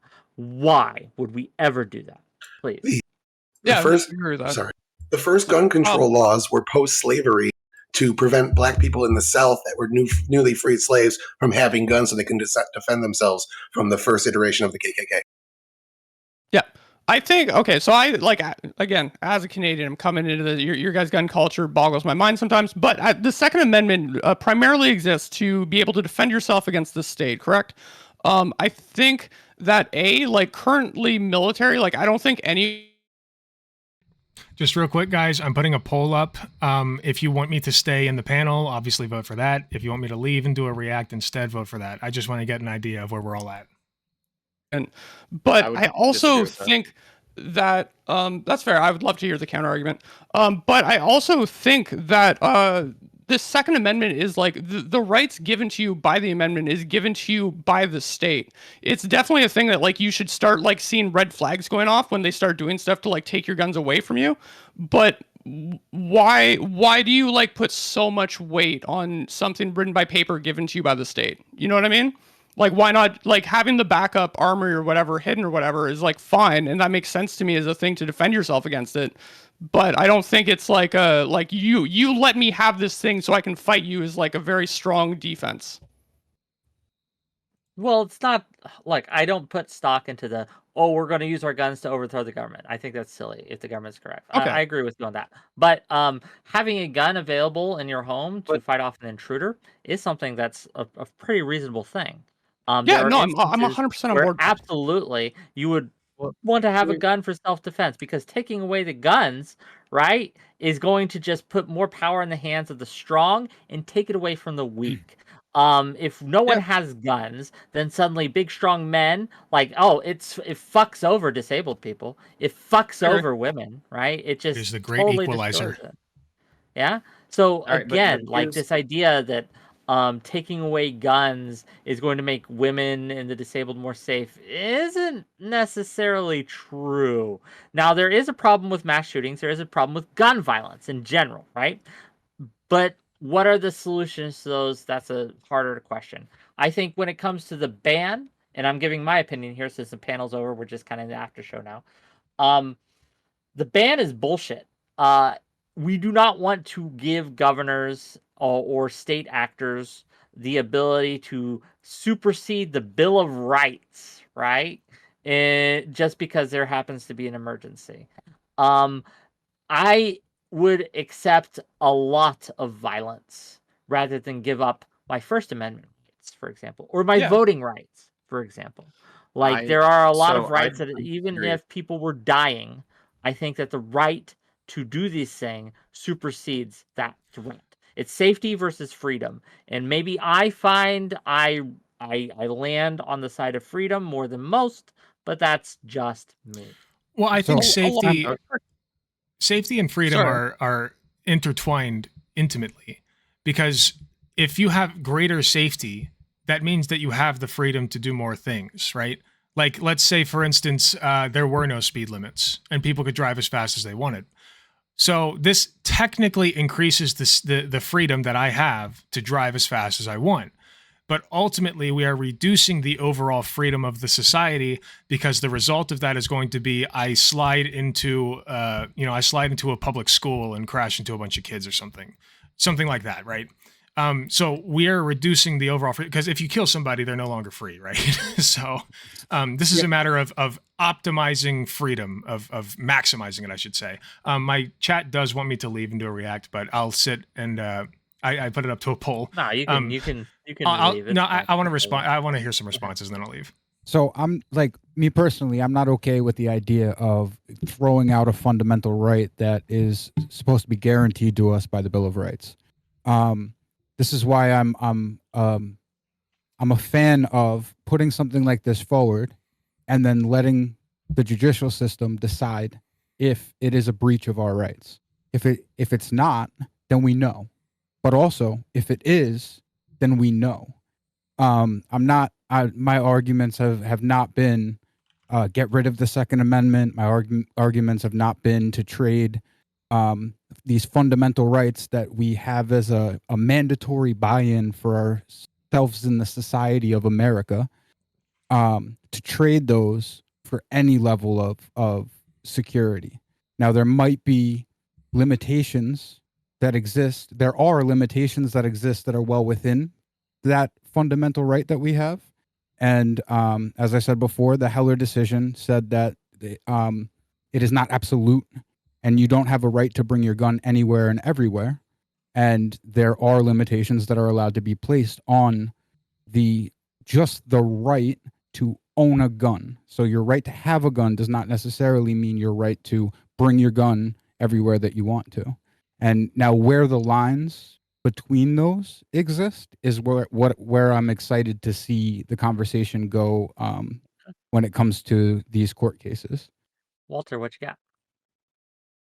Okay, Gotta be so my Wick, Batmans. I guess I'd like to disagree with some of what you were saying to a certain degree. Please. I do think our Bill of Rights should be definitely like maintained and defended, but I think there are definitely in a lot of instances, a lot of examples where there are certain emergencies where a lot of things just emergency powers do need to be enacted. I believe like in the executive being able to enact emergency powers to act more fluidly and almost like kind of like dictator-like in order like extreme situations. I do think that there are justifications for that, and that's why like I do like the that I'm able to vote that person out if I don't think that the emergency was proportional to the response. Obviously, I don't necessarily agree with this gun ban. I don't really agree with this. I don't think it's going to do much. It's not really limiting sales. It's not limiting permits. It's just limiting people being outside with the guns. I don't agree with it or the emergency that spawned it, but I do agree with the like kind of the inherent idea of our executive powers need to have some ability to suspend rights during extreme emergencies. I don't think we can list out every type of emergency and when that dictates which right to be forsaken. There are just a lot of instances that are just things just come up. We can't write them all out. There are going to be things that we can't think of in 20 years that we never, like crypto hacker guy takes over the Eiffel Tower or something. You know, like we'll never be able to figure this stuff out. There's just going to be countless things that there needs to be certain situations where the executive can step in. Fair enough. Okay, I'm gonna head out. Before everyone goes, Yeah. before everyone goes, right? So next week, speaking of React, we're going to have Turkey Tom on next week to talk about the ethics of React content. Is it okay to take other people's work and then react to it as your own? We'll find out. But thanks for coming, gang. It has been an interesting discussion. We are probably going to just to head out, but yeah, any final thoughts from anyone before we shut this shit down? You Americans are crazy with your guns. That's true. And also, Gravy covered in French fries. Respectfully. Gravy covered in French fries. Don't want to talk to us like that. As some people may know, I was on Jubilee and had a very controversial performance. I have done a lot of reflecting since then, and I am attempting to come into these conversations more open-minded and charitable towards other people's positions. So I am glad that I was able to kind of see other people's points of view tonight. I'm going to do my best to do that moving forward. So, and also, Wick, thank you so much for having me. I really appreciate the invite, and I hope to be on some more of these in the future. Reach out and we'll make it happen. But for now, I'll see you guys later, gang. Who we rating out to? Who's we going to? Who are we? Chat. Tell me, where are we going? All right. Good night, everybody.